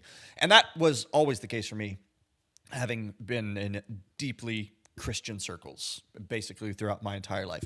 It took me so off guard when I heard seminary professors using profanity because I wasn't ready for it. To be fair, I don't think I'd be ready for that either. No, it caught me off guard, not in the way that, oh, I need to go report my professor for using profanity. It's just like, I need to know more about why you felt it was a time and a place to use that kind of word. Not in a judgmental way. It's just, I want to talk to you about this now because this is so far outside of the realm of everything that I've ever been taught. And I have a lot of those experiences from seminary. As much as we make fun of it, and I make fun of that period of my life, it genuinely was one of the most,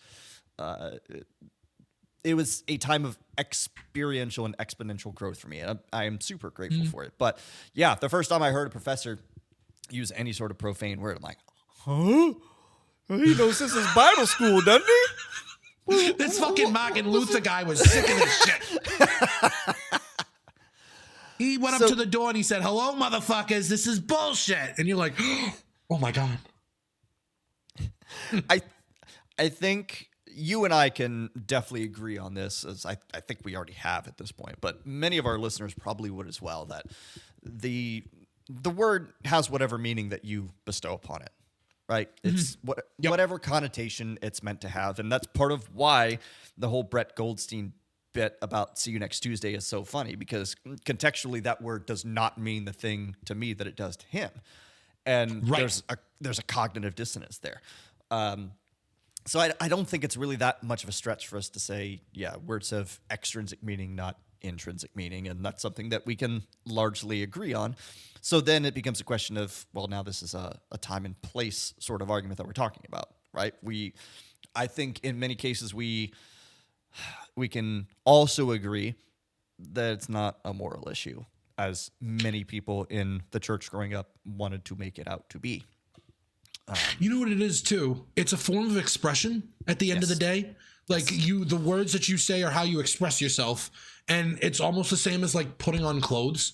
It's like the words that you use to express yourself and the clothes that you wear to express yourself aren't who you are. It's just, it's a part of the whole, but it's not like only. So like if you're a person that swears, it's like, oh, you're a person that swears, you use swears, you're morally lower than I am on the rung. It's like, no, it's just they express themselves differently. Correct. And earlier when you were saying like, it sounded almost like the way that your experience with swearing sounded like someone's experience with drugs growing up. A little bit. Oh, I dabbled with swearing a little in middle school, but then I realized that it wasn't for me. And then I got to college and I was around people swearing all the time, so I just started doing it too. It's not entirely inaccurate. That is kind of the way that it happens. But you're right. It's partially a form of expression, and it goes deeper than the word that is said or the intent that the word communicates. And sometimes it's just about the emotion, the feeling that the word expresses in that moment. So we were just talking about the hockey stream. What were my swear words really communicating in that point in time? Frustration, more than anything. Was it genuine anger? No, of course not. You want to know how I know it wasn't anger? Because I woke up the next morning and went to work and I was just as good of a mood as I was the day before. It's not anger. Exactly. It's frustration, a temporary frustration in a moment. Okay? When we're in a voice chat and we're using profanity, more often than not, we're laughing at each other. We're not being rude to each other. And so when you say, oh my gosh, you're being such a jackass, and we both laugh hysterically, we're not swearing with the intent of using it to put you down. We're just stating a thing that has happened in our experience with each other with a word that communicates not always to the fullest extent, how we feel about each other. However, if you said to me in this accent and in this inflection, "You donkey," I would probably be upset. I'd be pretty sure that you were mad at me and that you'd be making fun of me. So I'd be. It's all about the delivery, right? You know, in that regard. Right, it is. And the fascinating thing is that the more I looked into this, both as an adult and more as I kind of wanted to get primed and ready for this discussion here, is I think there is actual benefit to swearing. Again, time and place, all things considered. Yes. There actually was a study done about the physical benefits of swearing, which I found endlessly fascinating. Let me see if I can scroll back to that point in this article right here. It's like yelling "Hiya" when you break a board in karate. I thought you were going with the Uncle Roger hi-ya, but yes, that too.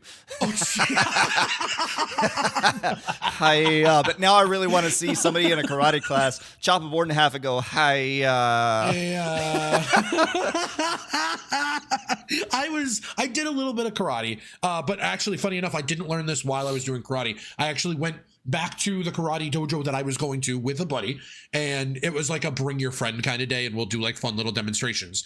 And they had a little like demonstration where they were taking little pieces, little pine boards, of course the softest and the easiest of wood, and they were like putting them between two cinder blocks, and they were showing that, like, you know, if you punch the board and you don't make any noise, you're not going to break it. Like, watch, try to punch it. And we'd all punch it. Like, we'd all barely try. You know what I mean? And we wouldn't break it. They're like, you're not going to break that board. You got to yell. You got to put some force into it. You go, hiya, boom, you'll break the board. So it's the same thing. It's, you can be sitting there playing a video game, getting pissed off at it going, or you can, and continue to feel that way. Or you can sit there playing a video game, getting pissed off at it going, fuck.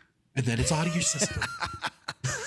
No joke. That's I learned to do the same thing in volleyball and in tennis. And tennis is known for having grunting specifically. And it wasn't until I became an adult that I realized, oh, there's a distinct purpose for actually doing that. And I do that and I don't even recognize that I'm doing it. The difference is that I'm not going, ah, after every single hit. I do these days for comedy, but not because I sincerely mean it. Same thing in volleyball. If I'm going up for a spike and I really want to hammer it home, you let out a grunt, and it gives you just that little bit extra juice.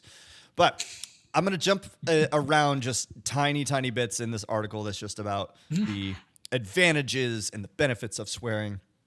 The most obvious advantage of swearing is to communicate effectively. By swearing, we not only communicate the meaning of a sentence, but also our emotional response to the meaning, our emotional reaction to something. That's kind of what we discussed already. Studies have shown that swearing can increase the effectiveness and persuasiveness of a message, especially when it is seen as a positive surprise. It might even work with politicians. And that kind of goes back to, again, the experience I had with seminary professors. That was, in my mind at least, that was a positive surprise. A study published in 2014 found that when reading a blog post by a fictitious politician, the post with swear words increased the perceived informality of the language and improved people's impressions of the source. So that's where they're talking about politics, especially. And then there's this little bit here. In a series of studies, this person and his colleagues illustrated how swearing can increase tolerance to pain. Students who repeated a curse word were able to keep their hand in a bucket of ice water longer than those who uttered a neutral word, which I also thought was quite fascinating. That's interesting. Now, it kind of answers the question already of is it just the word that he said, or is it the emotions that went along with it? And I think there is something that's connected with the word itself. And maybe again, it's not the intrinsic meaning or value of the word. It's the feeling that it communicates, because you're not going to sit here with your hand in a bucket of ice and just go, Xbox, Xbox, Xbox, Xbox. You're not going to do anything. But if you're sitting there and you're just like, fuck, it's so fucking cold in this fucking bucket of ice, fuck this and fuck that. Like, yeah, that probably makes more sense, because that's genuine anger coming. I don't have any of that same anger or frustration towards Microsoft or Xbox. Like, it's just not a thing. Put your hand in a bucket of ice and go, seatbelt, seatbelt, seatbelt, seatbelt, seatbelt, seatbelt. God, one of my favorite let me know how it works. moments. Quote, as well as pain tolerance change, participants also showed an increase in heart rate. When you swear, your heart rate goes up even more, which suggests an emotional response to the swearing itself. This response is the stress, fight, or flight response, and it works as an analgesic, which I thought was fascinating. Sir, it's pronounced analgesic. The pills go in your mouth. Pills go in your mouth.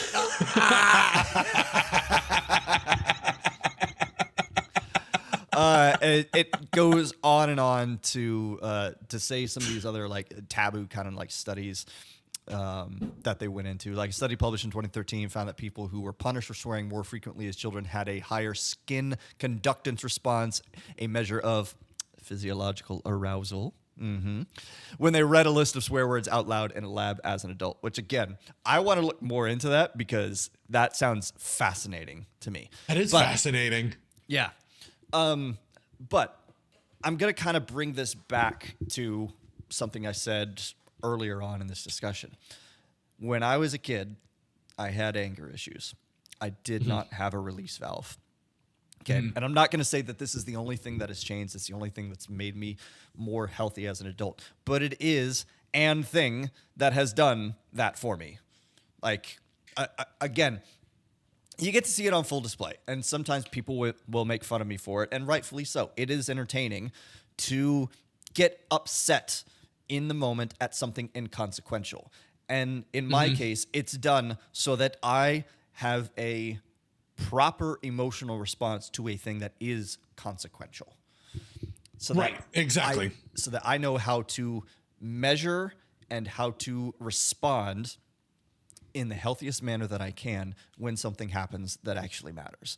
I'll swear up and down all day when it comes to hockey games and video games and doing bits on stream and laughing with my friends and voice chats and just doing whatever dumb stuff. None of that stuff at the end of the day actually matters in the grand scheme of things. But when it comes down to something where I need to be the absolute best version of myself, it's part of me now that having a release valve and being able to get rid of some of that anger, some of those negative feelings that plague me every single day by virtue of letting a couple of words fly here and there, I think has actually been a tremendously healthy thing for me. I think it's helped me become a more well-adjusted human being overall. I still have a long way to go, don't get me wrong. But as I was saying earlier, time and place. And if I'm ever in charge of like another life form that learns to speak, so not pets, maybe a parrot, maybe children, we'll see. Doubt it. If I'm ever in charge of that and it's my responsibility to communicate to somebody else, hey, we don't use these words and this is why, it's not going to be from a position of abstinence. It's not going to be don't ever do it because this is a bad thing. You're a bad human. This is a moral choice that you've made. It's no. We need to talk a little bit more about why we do what we do, why it is acceptable in some contexts, in some places, in some times to swear, and other times why it is very much not. And I think having a healthier understanding of this is something that gets really just, it doesn't get taught enough. That's really what I'm trying to say. I'm glad that you touched upon your experience thinking deeper about it too, because that's not something that I experienced at all. I was told not to swear and I understood that I wasn't supposed to. You know what I mean? Like, I did it because it made me feel good. And it's like, well, you fucking try to stop me. Like, I knew not to do it at school because it would get me in bigger trouble than I wanted to be in. If I did it at home, it would get me a scolding. So it's like, all right, I'll fucking swear at home. You know what I mean? Like, I knew that it was something that you're like, kids don't do. Kids don't say those words. Okay, fine. Adults say those words. Okay, I'm not an adult. I'm a kid, so I'm not supposed to say those words. But because I'm a kid and I think it's funny, I'm going to say those fucking words. So that's how it was for me. I think if it was like, I knew where my anger was coming from. It was from this, that, and the other thing. So I'm almost glad that I didn't have that question of like, so am I not even supposed to feel this way at all? Because like, you shouldn't have had that experience, and it sucks that you did. Because like, you are supposed to feel that way. It is a human emotion to feel upset. If those are the words that go along with it, then those are the words that go along with it. If the words that go along with it are shabba-dabba-ding-dong, then like those are the words that go along with it. Like what you are feeling is valid. Like that's really what it comes down to. And like when I would swear, a lot of it was just I'm mad this second, and saying this word will make me feel better. Mm-hmm. So I would, and I did. And it was, oh, hit that hard, baby. Give me another. I remember it wasn't too terribly long ago, but we were in, I think we were in a voice call we were watching sports or something like that. Is this something I need to apologize for? No, not to me. Okay. But there was, let's say an unwelcome surprise happened to you on this day. And you had you had to step away and deal with it immediately. And all that I and the other members of this call heard was just a string of F word, back to back to back to back to back. F word, not F slur, just in case that wasn't obvious. Yep. Yeah. And it was like, I'm sitting there like, there is no way. Like, I don't have a problem swearing. There's no way I would swear this much in any given instant, especially not with my mom around, because your mom was very much in earshot. To my mom. That's right. You were saying it to her. You were saying it to your mom. I'm like, oh, I'm 36 years old. I'd get an ass whipping if I talked to my mom this way. Yeah. She understood how I felt. Yeah, exactly. And there's an experiential difference between you and me and how we tackle language and how we use language. I'm more vulgar. I'm lower on the rungs. I find that a lot of the topics that I discuss on here, the major turning point for me was seminary. Like, oh, I started swearing a lot more after I left seminary. I wonder about that. Oh, I started socially transitioning after I left seminary. How about that? Crazy how these things happen. Did you happen to start murdering people? I did not. Well, at least not outside of the realm of video games. That's where you should probably keep it, to be fair. Yes. And you know what? This might be a topic that we should explore. You know what? It seems you got something to say. Let's run with this. You ever get so mad you wanted to just I'm so mad I'm gonna fucking kill you. Sounds dangerous. I'm glad we're on the other side of a screen from each other at this point. Let's just say that. So I made the joke to you when I mentioned this topic. I'm like, it's the secret third option. You're like, huh? It's the you can grow up, you can fuck off, or you can commit terrible crimes, including murder. So we're just going all the way up the ladder of degeneracy. You start low when you're in middle school. You start with the gateway drug, swearing, and before you know it, you're committing murder in cold blood. Be gay, do crime. It's as simple as that. So this is a topic that I wanted to explore with you because I've watched plenty of like true crime documentaries on YouTube, and just I can't get over the idea of how horrible killing someone is, like taking someone else's life. There are certain things that you can do to someone that would probably be considered worse, but I think that ending someone else's life is just it's life-changing. In fact, it's life-changing for both parties because one of them killed someone and the other one's literally dead. So it's okay. So it's obviously something that I've never done. Just let me get that out of the way first. I feel like we should preface this by saying murder, not on my ticket. It's not. Did you hear that, Agent Mendoza? Yes, please, sir. Please, sir. Please. I never, not once. I promise. I am no Aaron Hernandez. I'm not just like going about the state knocking dudes off because I'm gay or whatever. Be gay to crime. So it's not something that I've ever experienced. It's not something that I've ever even wanted to do because like I've only explored it in my brain insofar to explore the negative consequences thereof. Like, oh no, what would happen if I murdered somebody? I would go to jail and the court trial would be like this. And, you know, you get stoned and you think about shit and you like, and your brain starts running wild. But like, I've never been to the point where like, oh, I'm so mad, I want to kill that person. I've never reached like that level of any emotion, whether it be like anger, jealousy, betrayal, whatever emotion that brings a person to committing that act. I've never felt it. So I've never committed that act. But I can only imagine it as this is so silly. I was Oh no. I was the no. Okay, so this is completely mundane and not murder. I was a moderator for a Twitch channel.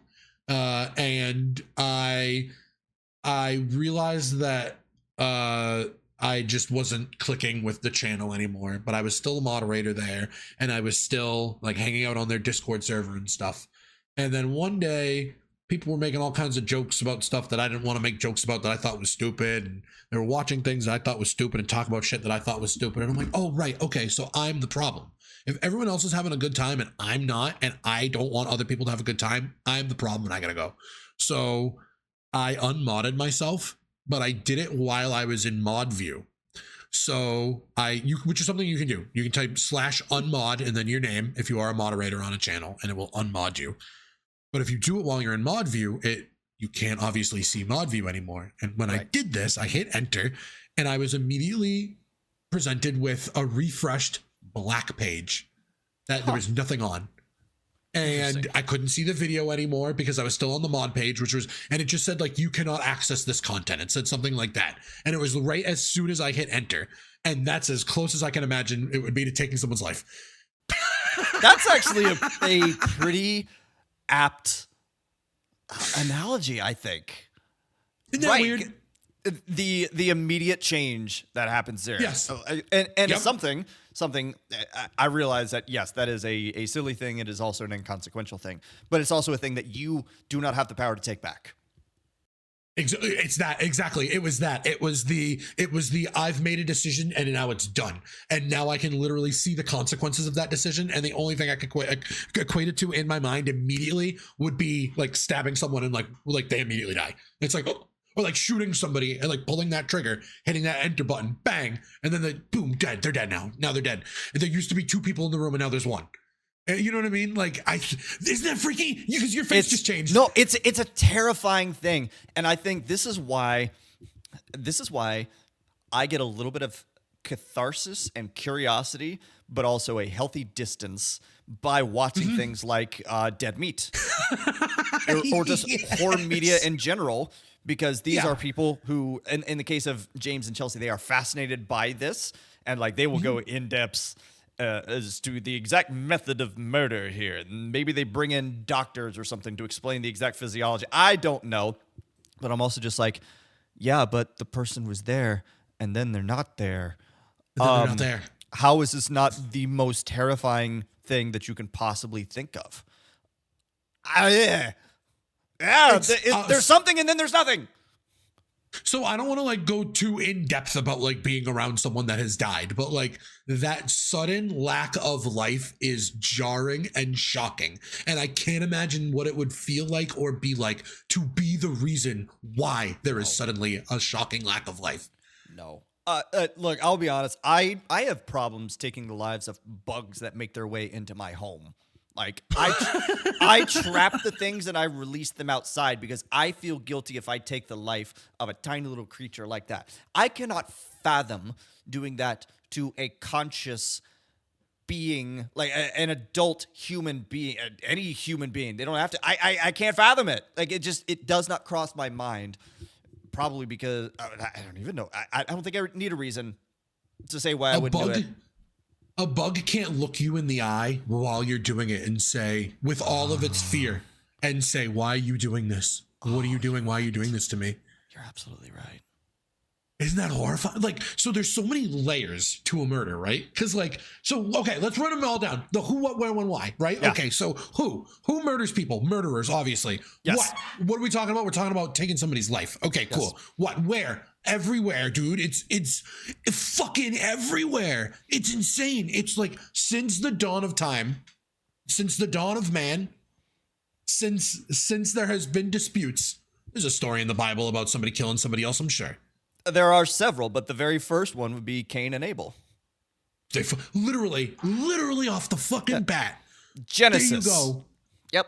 Literally one of the first goddamn stories is somebody killing something, not just somebody killing something, brothers. Brothers, yes, exactly. Brothers. There's a lot of emotions tied up there. Oh, yes. But like there's so who, what, where, everywhere, when, all the time, forever, literally forever. Like I just got into that on accident. Why? Now we're at the crux of it. Okay. So, and this is, I think this is the reason why we watch like murder documentaries and like murder mysteries, because we want to know why. Because like you watch a murder mystery, even like a fictional murder mystery, you once you find out who, it's like, oh, why? Yes. And then you're trying to like piece it all together in your brain, and you're trying to figure out the who because of the why. And then once you know the who, you need to know the why. And there's always a why. There's two reasons that people commit crime, and it's motive and opportunity. So there always needs to be a why. So there always needs to be that driving reason, that main point, that emotion, that dollar figure, whatever it might be, that like pushes somebody to do it. And then they need to have the means to do it. Is this what got you into playing all the detective games? No, I've always been this way. Okay, I'm very enough. analytical. I'm very like, I'm Batman. I like to get to the bottom of things. I'd like to, if something goes wrong, I'd like to figure out why. If something is out of place, I like to try to like piece together in my brain the events that led it to, like, oh, usually I put this here, but I put it there. What would have led me to put, oh, right. Okay. So I did this. And then like, even if it's not me, like I'll walk into a situation and just be like, how could this situation have unfolded? Even when it's not murder, just unexplained mysteries thing. It's just, my brain works in an analytical manner where it's, so the main reason I thought of this actually was because I was on a hike and I was like, oh man, what if I got like attacked by a bear and I killed it? Would I feel worse about killing a bear than a human that attacked me? Good That's question. where my mind went. Immediately where my mind went. Did you answer that in your own head? No, I can't answer that question. I don't think. Because, let's put myself in that situation then. So this is part of a why then. Okay, so why might I murder a bear? Right. The bear is chasing after me and wants to murder me. Yes. Why might I murder a human? Let's say a human, another person, is chasing after me and also wants to murder me. I would probably, in the moment, I would feel very bad about killing a bear. I would be like, oh my fucking God, I killed a bear. Yeah. This is terrible. It was just doing what it's supposed to do, which is eat. You know what I mean? Like it's a wild animal. And right. It's a wild animal. It literally doesn't know any better. It's doing what its brain was programmed to do. So it's going to try to kill me and eat me because it's hungry. Okay. So like, that's almost like nature. You know what I mean? Like I almost can't, it's at the end of the day, I would feel bad about it, but then I would get over it, I think. Yeah.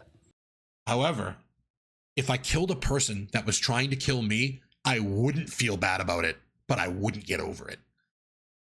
So it's like the complete opposite, because if someone's trying to kill me and I kill them, I'd be like, fuck you, you fucking cunt. There you go. Like, how dare you try to fucking kill me? Like, you piece of shit. Like, but then it's like, oh no, I killed somebody.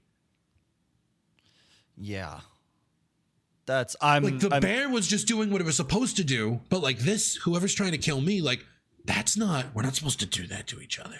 So I know Why are you doing this to me? I know this is not where this conversation is going, and so I won't point it in this direction. But what I will say is that as somebody who has taken self-defense classes and somebody who got a concealed carry permit to carry a firearm on me at basically all times, I wish that kind of thing, just the theoretical idea of it, had come up even once. Of what are the even in self-defense, what are the potential consequences of you taking another this. Right, exactly. I've long said that my carry pistol, it should never have to unload a single round that's in the magazine. I don't ever want to fire that. I want to go to if I'm going to shoot it, I better be at a range. That's it. Mm-hmm. But I should never have sport. Right. And see, that's the kind of thing that you don't know what you're capable of until you get put in the moment. And I don't even know, if I have my self-defense weapon on me, would I be in a state of mind to use it? Would I be prepared to use it? And would I be able to live with the consequences of using it afterwards? I don't think that gets taught very well in this Americanized culture. And again, I don't want to go down that road. I just want to make a quick mention of it because that is a very real life application of the thing that you're talking about. The theory and the practice only goes up to now this is happening. It's like, okay, but what about what after it happens? It's like, well, you've done the self-defense, so you're all done. Yeah. Like, well, sorry. no, it's not all done. You're not a I'm going to sociopath. jail. You may be a sociopath. I don't know. But I would say in many cases, you're not a sociopath. You still have to live with the reality of what you did in that moment. No matter what your emotional response is to it, whether you feel guilty or not, whether you feel bad because there is one fewer life on Earth, or somebody's family member is gone, even if it's the worst, regardless of what your emotional response is, you are going to have some kind of lasting consequence for it. It doesn't end like the end of a movie or the end of a play where it's just and scene, and then the person you shot in this case gets up and walks away and is never in your life again. Like, the story goes on. And it almost makes me laugh when like people commit a murder out of like I don't want this person in my life anymore. They're causing trouble for me, like my ex baby mama, and I don't want her around anymore. It's like, go through the legal. Dude, like, what? why is it so hard? You've already worked yourself into the situation. Work yourself out of it. It's not even. It's literally like, I guess the people that like do it, literally, they either think they're gonna get away with it or they don't think about it at all, right? Like, people that commit murder, unless you just don't care anymore. You're like, oh no, I knew I was gonna get caught, and I just had to do it. That's why I did it, because I want to get caught. I want to go to jail. It's like, that's what I mean when there's like so many reasons to do it too. And then there's also like in the moment, crimes of passion, manslaughter in most cases, if it's not premeditated, but you still murdered somebody. And then there's murder in the typical sense where it was premeditated and you planned it out. How can you plan and like have multiple points at which you can stop yourself and say, should I be doing what I'm doing? And then going, yeah, I should. That's crazy. Blows my mind. I will never cease to be surprised by what people are capable of. People at large, capital P, everybody on Earth, everybody is capable of doing terrible things. But when you outline it like that, it utterly shocks me that yes, it's something premeditated. You can reach a point where you grapple with it and say, should I do this? And you come away with, yes, damn the consequences, I'm still going to do it. Holy cow. It goes back to a terrible Louis C.K. joke that I probably shouldn't even repeat because it's a terrible joke. But it's literally that, like, if pedophiles commit that crime, then like there must be something great about it. Like, it must be yeah, exactly. Yeah, right. But like basically as if to say, like, if you would go so far as to ignore the consequences, then you must really need to fucking do what you're about to do. Should you? No. I don't think murder is ever the correct outcome of anything. You could say like, oh, well, we had to murder Hitler. No, I don't think we should have.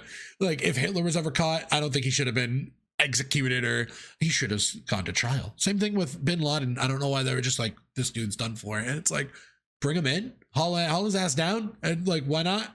Whatever. Yep. Still a human being. At the end of the day, still a human being. So like people who like do take the time to like carry it out, who like do take the time to like plan and plot. I watched this one story about this guy who was having trouble with his ex-girlfriend, and his new girlfriend was like the driving factor in making him just eliminate her. And he literally like waited until she got to work. This was like mob shit. Waited until she got to work. She pulled into her parking spot at work. He jumped out of a nearby car, walked up to her car, and just started stabbing the shit out of her. Stab, stab, stab, stab, stab, stab, stab, stab, a bunch. And then she didn't immediately die. She got out of her car and like went up to the windows of her job and was like, somebody fucking help me. But they saw the guy stabbing her, so they were like all freaking out. So when she didn't immediately die, he came back and shot her. Bop, bop, bop. Right. What? Okay, I'm having trouble processing this, hearing about it from a secondhand source. What do you think you would do if you were in the vicinity of this when it's going down? Like, what do you think your response is if you happen to catch a glance of this thing happening? I cannot put myself in that scenario right now. I lack the mental capacity to do so. I'm very fight or flight, and I always pick flight because like it ain't worth it. So like even in situation like any situation I don't want to be in, I leave. Like I've been at the supermarket before where I was having a difficult day and I'm like, damn it, everybody's pissing me off and I don't want to fucking be here and I'm getting my groceries and oh fuck this, and I left a half full grocery cart in the middle of an aisle and left. I'm very fight or flight. So like you rage quit grocery shopping. What an amazing way to put it. I thank you for giving me this little insight into your life because that's all I'm going to leave it at. You rage quit grocery shopping, and this is the funniest thing I've heard today. And it was probably for the better. I think I went and got food after that, and then I ate that food. And when I got home, my mother's like, "Where are the groceries?" I'm like, "Don't you fucking ask where the goddamn fucking groceries are." And I think I just said something like, "I'll go again tomorrow. I'll try again tomorrow. Today was not the day." Like, I think it's better to recognize that than it would be to keep trying to force myself into a situation that I didn't want to be in. So if I were to be in the vicinity of a murder, I would be the first person to leave that scene. You know, like I would be fucking gone. If I was in like a public place and I started hearing like blop, blop, blop and people are running, I'm gone. I'm a ghost. Yeah. There are skid marks where I was, and it's probably poop. Because I probably pooped my pants on the way out. Both on the ground and in the pants. Yep. I'm living the best life. It would be a unique experience, that's for sure. Then nothing bad actually happens, so then people are just standing around. It's like, whose shit is this? So my a buddy of mine, and we'll leave it at that. He once was having some tough times with his mental health. So he went to, I don't know if he went to the ER. I think he went to the ER. I don't entirely know where he went, but he was explaining to a nurse or a person or someone. I don't fully remember the details at this point, but they were asking him questions about his level of anger and frustration and how he was feeling in that moment. And they asked something along the questions like, they asked a question along the lines of, have you ever been so mad that you wanted to injure or hurt or even murder the person that you were mad at? And he said yes. So they put him in handcuffs and kept him there for 2 days. That seems like a reasonable safety measure to take. Yes. Wouldn't it be? And he was so uptight about this. He was like, why did they do that to me? How are you going to get mad about that? I'm like, you told them that you wanted to hurt people. So like, yeah, they're going to do that to you. He's like, yeah, but I didn't want to do it right then. They asked me in a broad sense if I ever wanted to hurt people. And I'm like, but you shouldn't want to hurt people, dude. That's the point I'm making. Like at what point in your brain do you not realize that like, even if you do feel that way, you shouldn't feel that. He's like, well, that's why I went there, so I wouldn't feel that way. And I'm like, all right. I'm like, there might have been a more tactful way to tell them that you feel that way instead of outright admitting it in like an open interview and where they then, he's like, well, I didn't know they were going to put me in handcuffs. And I'm like, well, what did you think they were going to do? He's like, I thought they were going to help me. Well, you think they're going to write it down on their clipboard and be like, yes, fascinating behavior. Can we get you a cup of coffee? Would you like a croissant while we continue this? No, that is a reasonable threat to a human life. It is. I'm concerned that he didn't seem to understand that it was I've never felt that in my life. Again, like I want to reiterate, although we are talking about something that's like literally like a top crime, like one of the worst crimes that you can commit. Yeah. I've never felt the need ever once to commit this crime. And it made me feel weird that I don't know if he's ever wanted to kill somebody. I don't know if he's ever wanted to I know that he's gotten so mad at his ex-girlfriend that he went to her job with a metal baseball bat in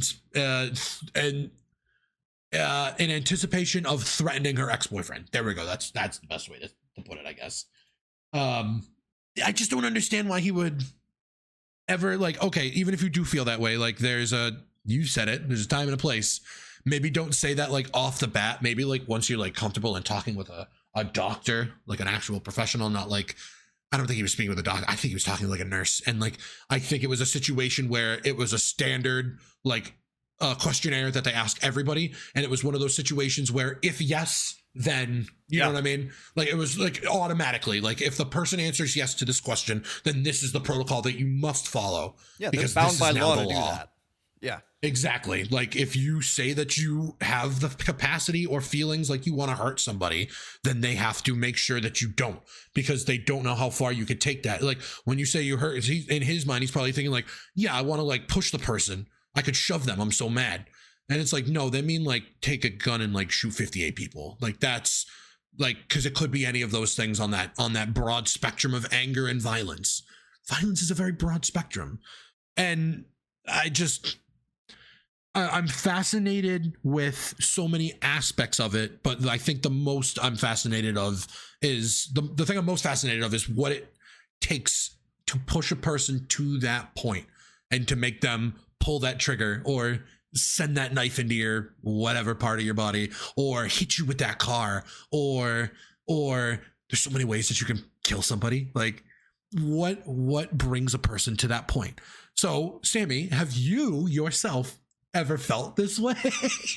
I literally told you that I have a hard time killing tiny bugs. The answer is no. I have never felt that desire, no. I think what you're actually asking me is, if I'm understanding you correctly. Stand down, boys. Sorry. I think what you're actually asking me is, can I put myself in the mindset, or have I ever thought about what it must take to get to that point, to actively follow through on that thing? And the answer is rarely, because again, going back to any self-defense class, those are things that you are doing in response to an immediate threat to you, to your loved ones, to whatever the case happens to be in that moment. And even still, you can't mentally prepare yourself for what that may or may not look like, because it's all theoretical. You don't know what a legitimate threat looks like to you until you're in the moment. And Right. I think that's also one of those things that you really need to do a better job of teaching in general is, yeah, you can have all the checklists in the world for this is what constitutes a threat, this, that, and the other, but you cannot quantify your feelings and your emotional response to any given thing that might happen to you in that moment. You don't know when you're going to feel that overwhelming sense of being threatened so that you might take that next step. Do you think real quick, people who like commit murder out of like passion, then like, oh, I can't live without you. Do you think that's like the same reason? Like they have like a fear within them, or? That's a really good question. Do I think they have a fear within them, a fear of, of almost a loss of, but see, that doesn't make a lot of sense either, because if you're committing a crime of passion, in this case, murder, you are following through on the very thing that you are afraid of. So I don't know. That's what I'm like. It's like, oh, I'm so afraid of losing you that I'm going to fucking lose you. I'm going to kill you myself. It's like, I'm trying to like explore like every like avenue and option to like that would lead somebody to do it, and it's just none of them are logical. There's no logic built in there, and that's ultimately what it gets down to. That communicates several things to me. Number one, you are a healthy, functioning human adult, so good. It communicates, number two, that you have a good outlook and a good respect for your fellow human beings, that you cannot fathom getting there. Like, you don't see that this, no matter how trash of a human being somebody may be, you don't think they deserve to not exist, right? Right. And I think that's one of the biggest hurdles that you have to, if I am attempting to put myself in a killer's mindset, at some point, you have to deem within your own mind that somebody is worthy of not being alive. They are less worthy to have life than yourself, your loved ones, Brad Marchand, like anybody that you may despise on this planet, but don't feel like, like, oh, I don't like them, but they can still live. Like, at some point, you have to reach that intellectual assent to say, no, this person is no longer worthy of being alive in my mind. That's a fascinating concept. And like, who are you to make that decision? Who the hell are you? Not you, but like, Well, at the end of the day, you're nobody, right? You're nobody. You're as much of a nobody as me and you. Yeah. But now I'm somebody because I killed somebody? What the fuck? There are people that I think if you are a person that has to legitimately make that choice, not from am I going to murder this person or not, but let's say you are a judge or you are somebody sitting on a jury and you are tasked with should this person remain alive but behind bars for the rest of their life, or should we remove their life from them? I don't ever want to be put in that scenario. I never want to have that question and that responsibility put on me because I will not respond well to it. But it's the same book, different chapter, right? Who are you to decide that somebody is or is not worthy of being alive? Holy cow. Not me. Not me. Not me. Hell no, not me. I think the only way, like you said, you don't know what you're capable of until you're like backed into that situation. I think if like it put into a fight or flight situation where I couldn't flight, I would most likely fight reluctantly. Yeah. It's like the same thing as, unless I'm like, I don't know. Last it's like resort. that, like, I'm different when I'm mad. Like, you won't like me when I'm angry.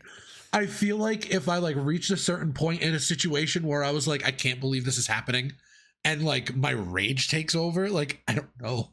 Like I'm not saying like, oh, I'm gonna kill somebody, but like if I was in a killing situation where someone is like actively trying to kill me and I can prevent that and I can't run away from it, I'm probably going to prevent. Not to say that I would succeed. I'm not saying like I would have stopped those hijackers. Relax, you fucking idiot. Yeah, calm like, down. You know, calm down, Marky Mark.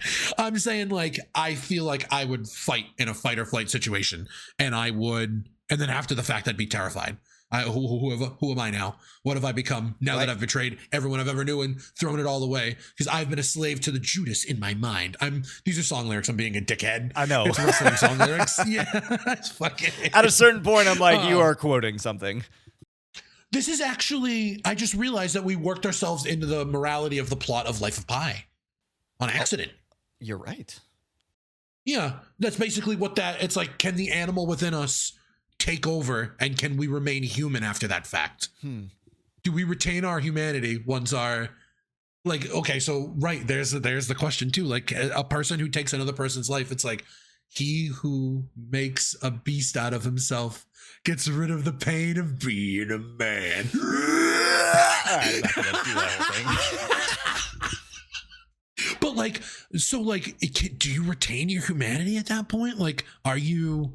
I don't think I would be able to, even if in a self-defense situation where it's like I had to do what I had to do to, like, I feel like I would lose a part of myself. I would lose the part of myself that died with that person.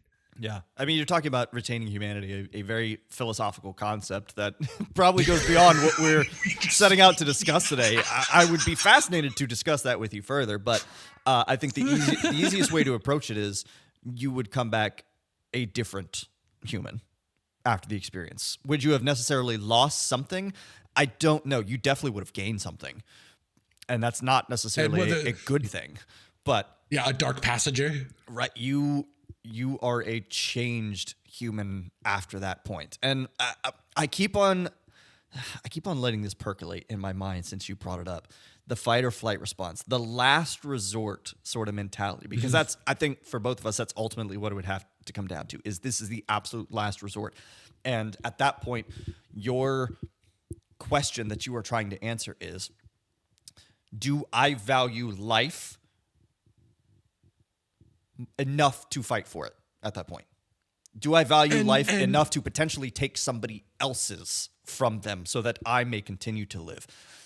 There's another, that's what it would take. I can't, philosophically, I can't answer that question either because I don't know how I would respond in that moment. But if it's a mere you situation, like if it's like the person that is trying to kill me, if they succeed, I will die. And if I at least fight back, then I have a chance. Like, I'm fighting back. I don't even, it's like a tough, it goes back to like the bear. Would I fight that bear? Yeah. Mm-hmm. Would I shoot that bear with a gun? Absolutely. And I'd feel terrible about it afterwards. Yes. But if like in certain, like I keep like what kind of situation would it take? Like someone's chasing me through the woods, same way a bear would, but he's got a gun. I would have to get suddenly so pissed off that I like turn around, fight him, steal the gun from him, shoot him. Like, I don't, you know what I mean? Like, I don't even carry around a gun. So like, how am I going to suddenly find myself there's suddenly an invasion and there's lots of people and I'm in a military situation. What? You know what I mean? So like, how would I find myself in a fight or flight situation where I have the capability to even fight back? Like, I think I would, even barehanded. It's like, oh shit, there's a gun in my face. I'm scrambling. You know what I mean? Like, if I can't run, I think I would fight, because it's just, if it's that life or death thing, I'm choosing life, and I'm gonna probably do as much as I can to choose life. And again, will I succeed? Probably not. Who you know knows? what I mean? Yeah. At least I went down swinging. Like, I think that's what we can all at least hope for. That if we all find ourselves in that situation, we would hope that we would go down swinging. But some of us might curl up in a ball and piss our pants. That might be me. You know what I mean? I can't. I don't know. I don't know. I genuinely don't know. So you brought up the idea, just kind of in passing, of soldiers following orders, like we did what we had to do, that kind of thing. And that is, once again, another rabbit trail that could easily take us so long to discuss. But I at least want to acknowledge that that is another possibility of a way that something like that goes down. But another thing that just came to my mind is, as you're talking about the one-to-one scenario, the bear chasing you through the woods. Nope, it's a person chasing you through the woods now. I wonder if being able to make that decision to take another life revolves around this idea that I have deemed somebody inhuman. Oh God, right? Because I've immediately, someone that is trying to kill me is an animal. They must be an animal. They've lost their humanity because they're trying to commit murder. I've already like made that assumption because I even said it earlier, right? Yeah. That is basically where my mind is. That a person that wants to, because that's what animals do. Animals kill recklessly like that, right? Mm-hmm. Yep. I guess that's what I've like subconsciously already put together in my mind, that I consider murderers animals. That like, to kill is to like revert back, especially in an emotional situation where it's like, I can't live with this person anymore. I need them gone and out of my life. I'm going to kill them. And then you do it. And it's like, but then you have all these consequences of, now I'm in jail. Now my life is ruined. Now everyone that loves that person their lives are possibly ruined as well. Like, or can you apply logic to a situation and say, okay, well, I want this person out of my life. I can get a new job. I can move. I can try everything like legally possible to get them to leave me alone, whatever it might be. I can't imagine a logical situation where murder, death is the correct outcome and the correct answer. It must only come when logic and order are disregarded. And now nature and animalistic tendencies and that's what's taken over, and like that's what would cause somebody to kill somebody. And again, in fight or flight, basically you're backed into a corner. The tiger comes out. You know, he was backed into a corner. Like, that's basically, in fight or flight, you can't run when you're on a boat in the middle of the ocean. So how are you going to live? You're going to eat everybody that's with you. So that's the twist of that book. I don't know if you got that. No, I'm fucking idiot. Wow. There was no tiger. There was no tiger. We keep talking about this. The central point that I keep coming back to in my mind is we continue to come up with all these scenarios, these what if scenarios, like it's a crummy Marvel show, right? Yep.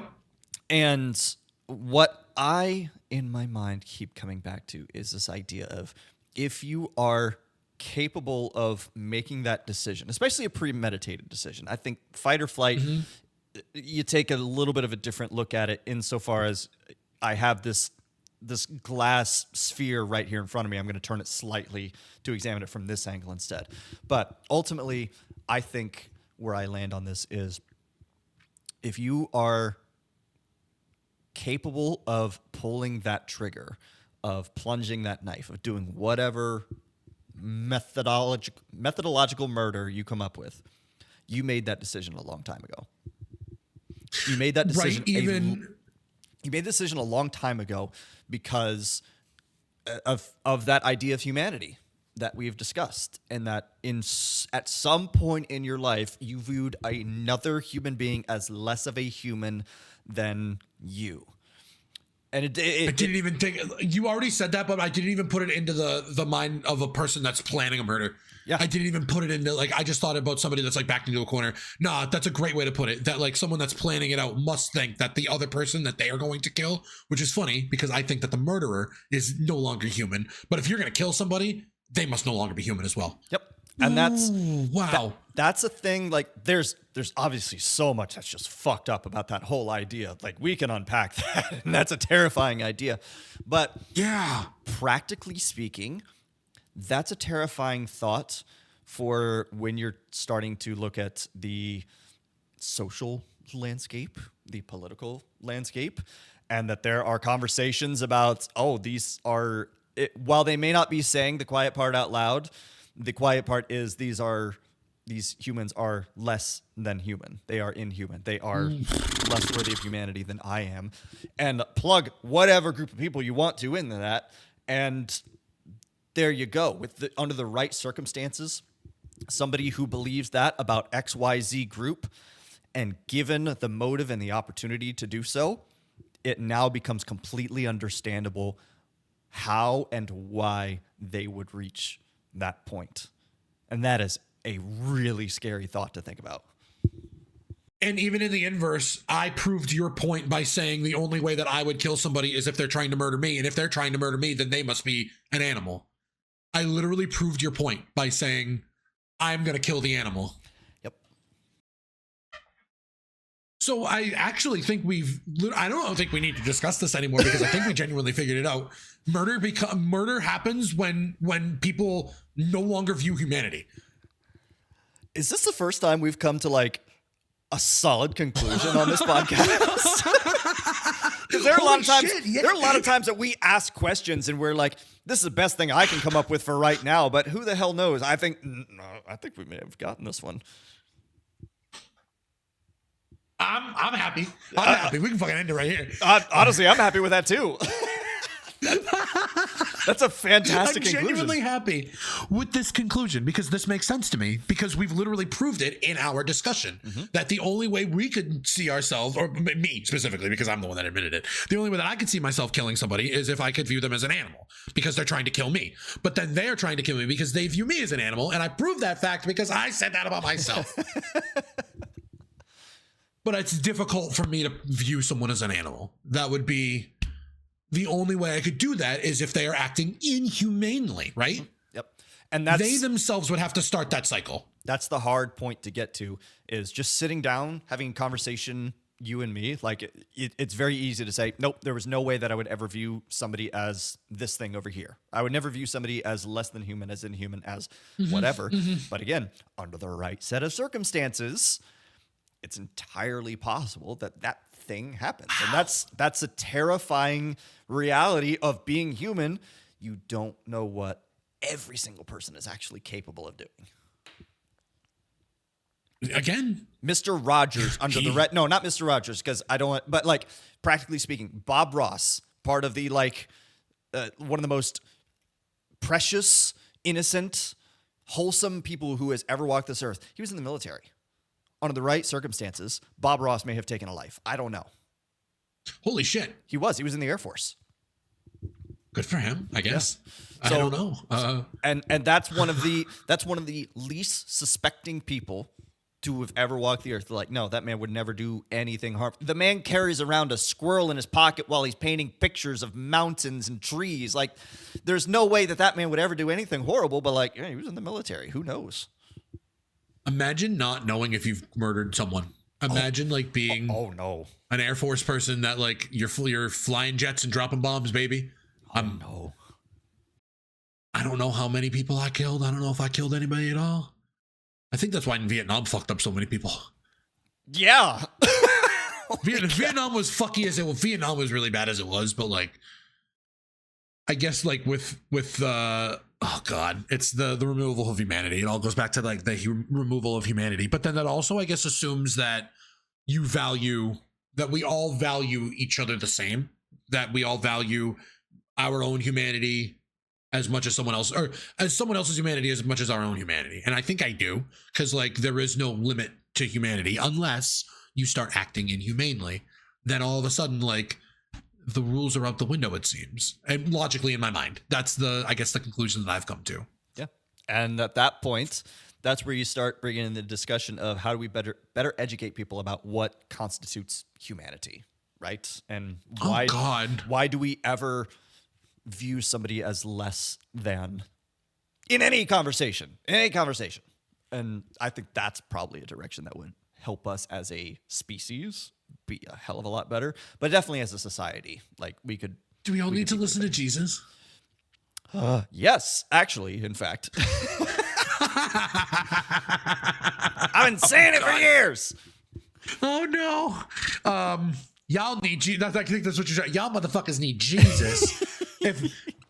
I mean, in a sense, I'm not saying Jesus. I'm not saying any organized religion, but basically if there was a set of moral guidelines in which people could follow to understand that like we are all equal and humanity is important to protect, then it might give people a better perspective and idea that doing that shit's bad.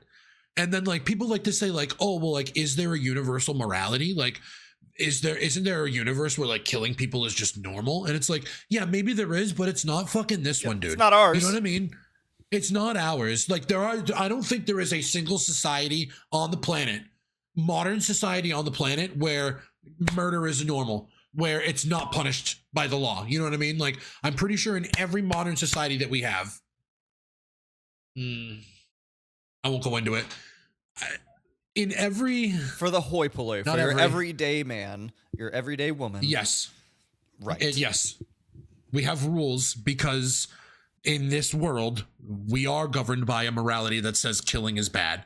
Like, this is our world. We live in this one. So, like, that's the one we roll with. And yes, it is bad. Well, what makes you say it's bad? Because it fucking is, dude. You know it is. Quit being a dickhead. Why are you even bringing up this argument? You know what I mean? Like, when people do that shit, you get into an argument at the bar with somebody and they're going like, oh, well, like, how do you know it's universal? Like, what if there's another place? And it's like, but there is no other place, dude. There isn't. This is the one that we're in. This is the world that we live in. This is the timeline that we're on. And throughout this entire timeline, going back to the book of Genesis, it's been bad to kill people. Yep. Hey, we brought it all the way back around. We reached a fucking conclusion. Oh, that's how you fucking do it. Yeah. Well done. I like I was going to say circularity of that, but I don't think circularity is a word. So cyclical nature. Cyclical. Yeah. That's a good joke. A good joke is a callbacks, song cycles. When like you get to the middle of an album and all of a sudden you hear a melody from like the first song and you're like, yo, when people do that kind of shit, that's when it hit. That's when it hits good. So I guess this is all to say, you're welcome, America. We've solved one of your problems again. I genuinely hope that the people who usually listen to our podcast have stuck around to this point. Because I genuinely think that this is the best discussion we've had. I 100% agree. I'm not even like trying to toot my own horn. Like that's fucking how it's done. That was good shit. We like ramped up all the way through. Like we were like goofy and funny, and we like maintained it all the way. Oh man, dude, we're getting good at this. I think we're getting good at this. I don't know about you. I think we're good at this. I want to do one more thing before we get out of here. Okay. So this was brought up, and it's not just because like we ended by talking about murder and like, oh well, hey, have a great however long until we see. No, it's not just that. But we could try this once, and we can see if it sticks around if we make it a regular thing. But this was actually a question from one of our listeners, and let's say we get like. I don't know. Did you check the emails? Just a very couple minutes to discuss this one with. Honestly, it's not that serious, but let's roll with it. See what happens. Okay. The question is, and I quote. This is from our friend Jack. The question is, why are people so horny to argue about Star Wars? Okay. Thank you for submitting this question, Jack. We really appreciate you, and we hope you're doing well. Why are people so horny to argue about Star Wars? That's the question? That's the question, verbatim. My answer to Jack is, you know why. Okay, it's like the simplest answer for me, I think, would be passionate people are passionate. Yep. They want what they want. And it's as simple as that. People are extremely passionate about that piece of media. Extremely passionate. They base their entire personalities around that piece of media. They are who that piece of media is who they are. They've made it their entire soul and individual. So they are going to be passionate about it because it's literally who they are. You can't change it. It has to be this way because that's who I am. You can't change who I am. Who do you think you are? Boom, right there, the humanity. We already figured it out. Why do you think? No, I'm pretty much the same thing. I think we discussed something along these lines on a different episode. Well, I forget exactly what we were talking about, but the long and short of what I was going to say in response to that is people find identity in Star Wars. People find identity in a lot of different things, and those are the things that they are willing to die on a hill for, regardless of how inconsequential it is. I mean, think about the people who are actually ready to die on the hill that Jar Jar Binks was a good addition to the Star Wars canon. I guess that's the word I'm looking for. Like, I can't think of anything. I like Star Wars. Think about the smaller media hills people will die on. I can't think of anything that I actually care less about. I like Star Wars. Jar Jar's a whatever character to me. I'm not going to fight anybody about that. Okay? That's a very silly thing. But I do wonder if there's a degree of this question to why Star Wars specifically. Because I will give Jack credit for this if he meant that.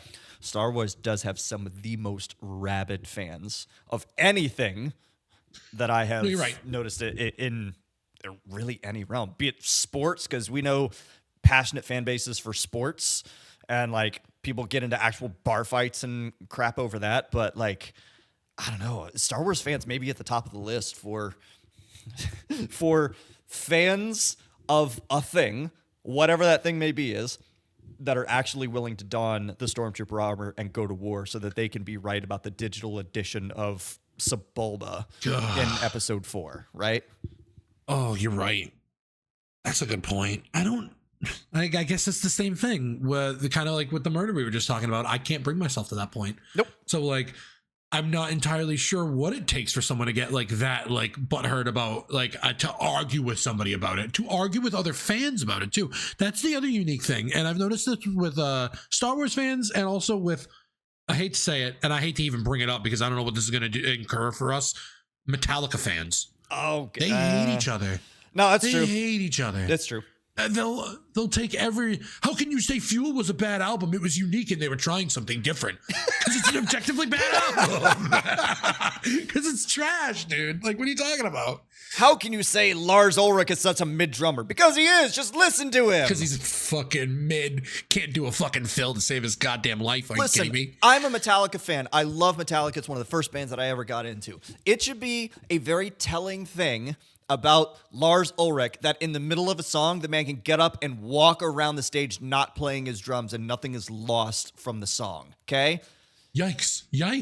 Fuck, yikes. Oh my God, which song is that? No, he's done it before. He does it on every tour. Like, I saw them live. Oh, he just gets up and starts walking around mid whatever song. Just mid whatever song. Like, I saw him do that. I saw them play live in Tampa back in like 2007, 2008. And like, that's the thing I noticed. Just Death Magnetic Tour. Yeah, Death Magnetic, exactly.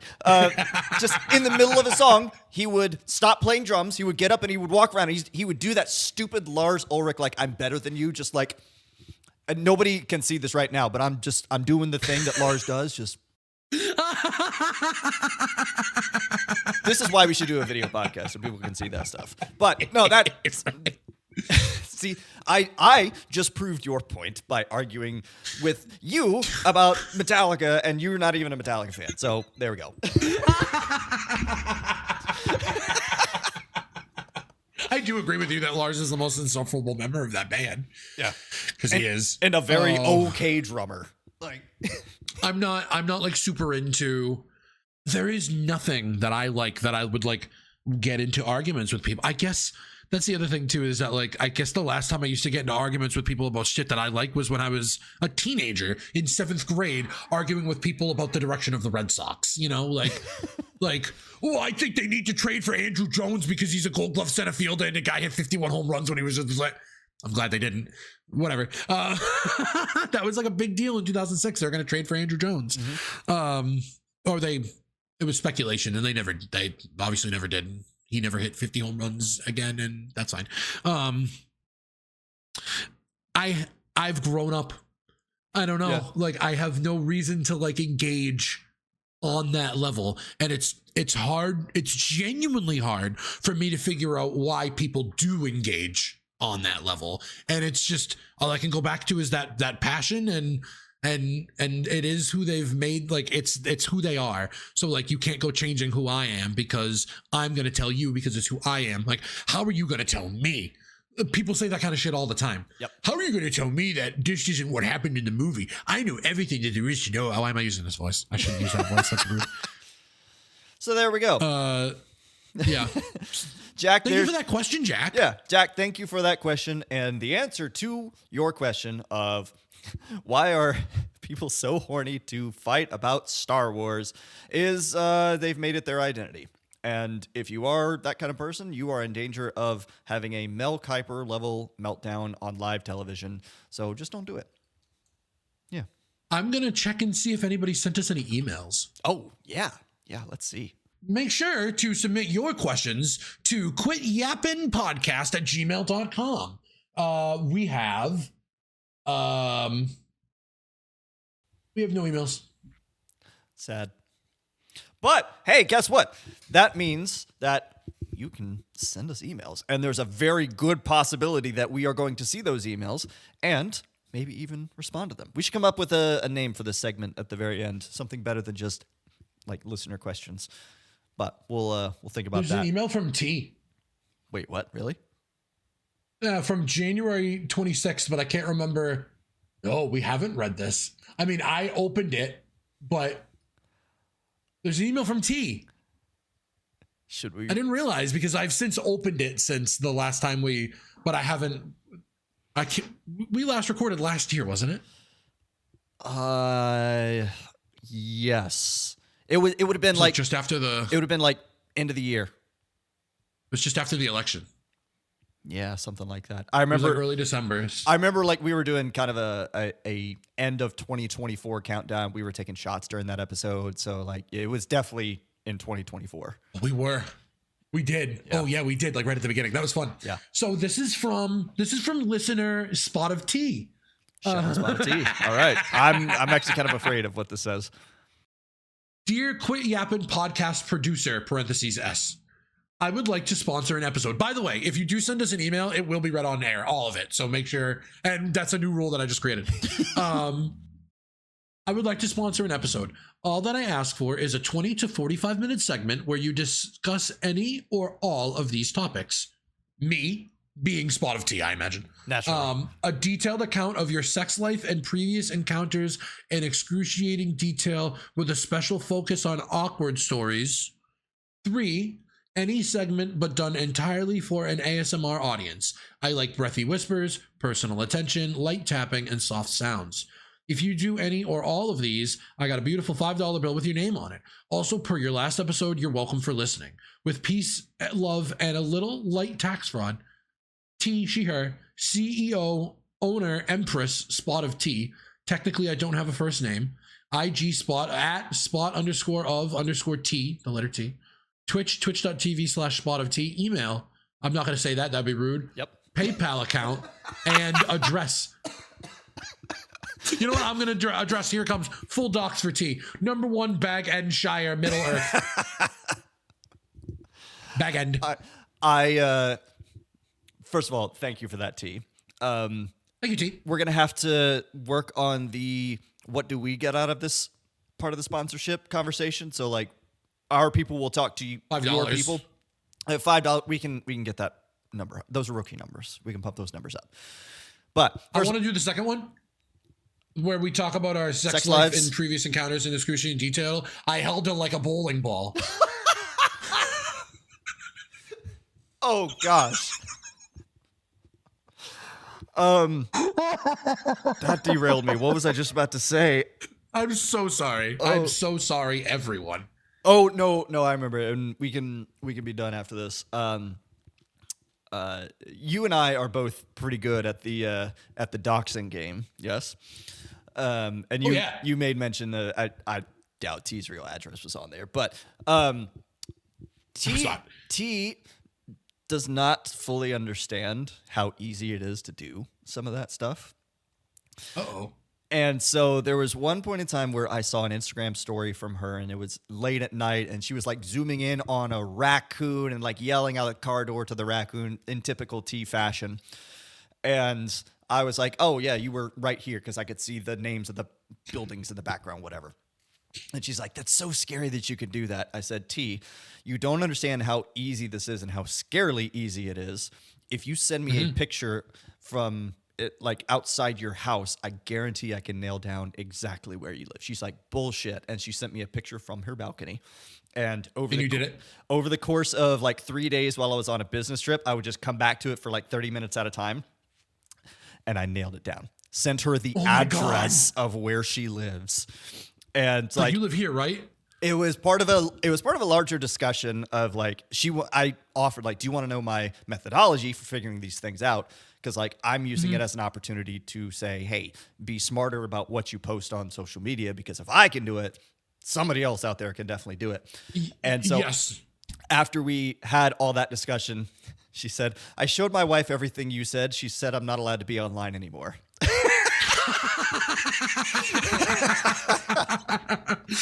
T walking over to the dumpster and just throwing away your computer.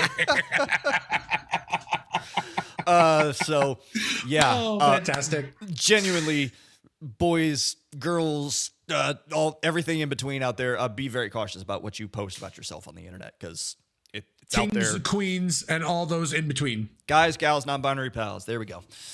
Them, they, and also hey. What's the other one I've used before? Girls, boys, and sexual toys. Ooh, I like that one. That is a good one, isn't it? That one's like saucy and spicy. That's something Pope Maurice would say. Pope Maurice. All right, it's time to get out of here. Pete, before we close down, anything that you want to promote for yourself? Where can the people find you while they are waiting for more episodes of the Great Yappin' Podcast? Tuesdays, Fridays, and Saturdays at 8 p.m. Eastern Time, I am streaming on twitch.tv/consumable Pete. It's very easy to spell and remember. It's my name. Tuesdays and Fridays have been a mix of puzzle games and now Clone Hero Expert Drums and Backyard Baseball 2001. And Saturdays, as ever, will always be Sneet. Forever and ever for the rest of my life, or until we run out of shit to watch, which I think we're getting close. The good news is that after you're doing this for, let's say, a decade, you got a new decade's worth of stuff to watch. So, like, the world is never we just short move of, up. Yeah, we just shift the. exactly. It's no longer 80s and 90s; it's 90s and early aughts. You know what I mean? I just threw up in my mouth a little. I'm so old. Thanks for reminding me. Yeah, Sammy, if people are for some reason haven't gotten enough of you already, what about your socials and the like? Oh yeah, people should be sick of me by now. But if you're not, everywhere online, practically, Sammy Flair, SAMIFLAIR. I am on Twitch primarily Wednesdays, and Thursdays. There we go. So between the two of us, we got 6 out of 7 days of the week covered. That is for me. That's weird. It's almost like I'm streaming on the days that you don't stream and you don't stream. That's weird. It's almost like we lined it up that way. It's wild that it just happened to be like that.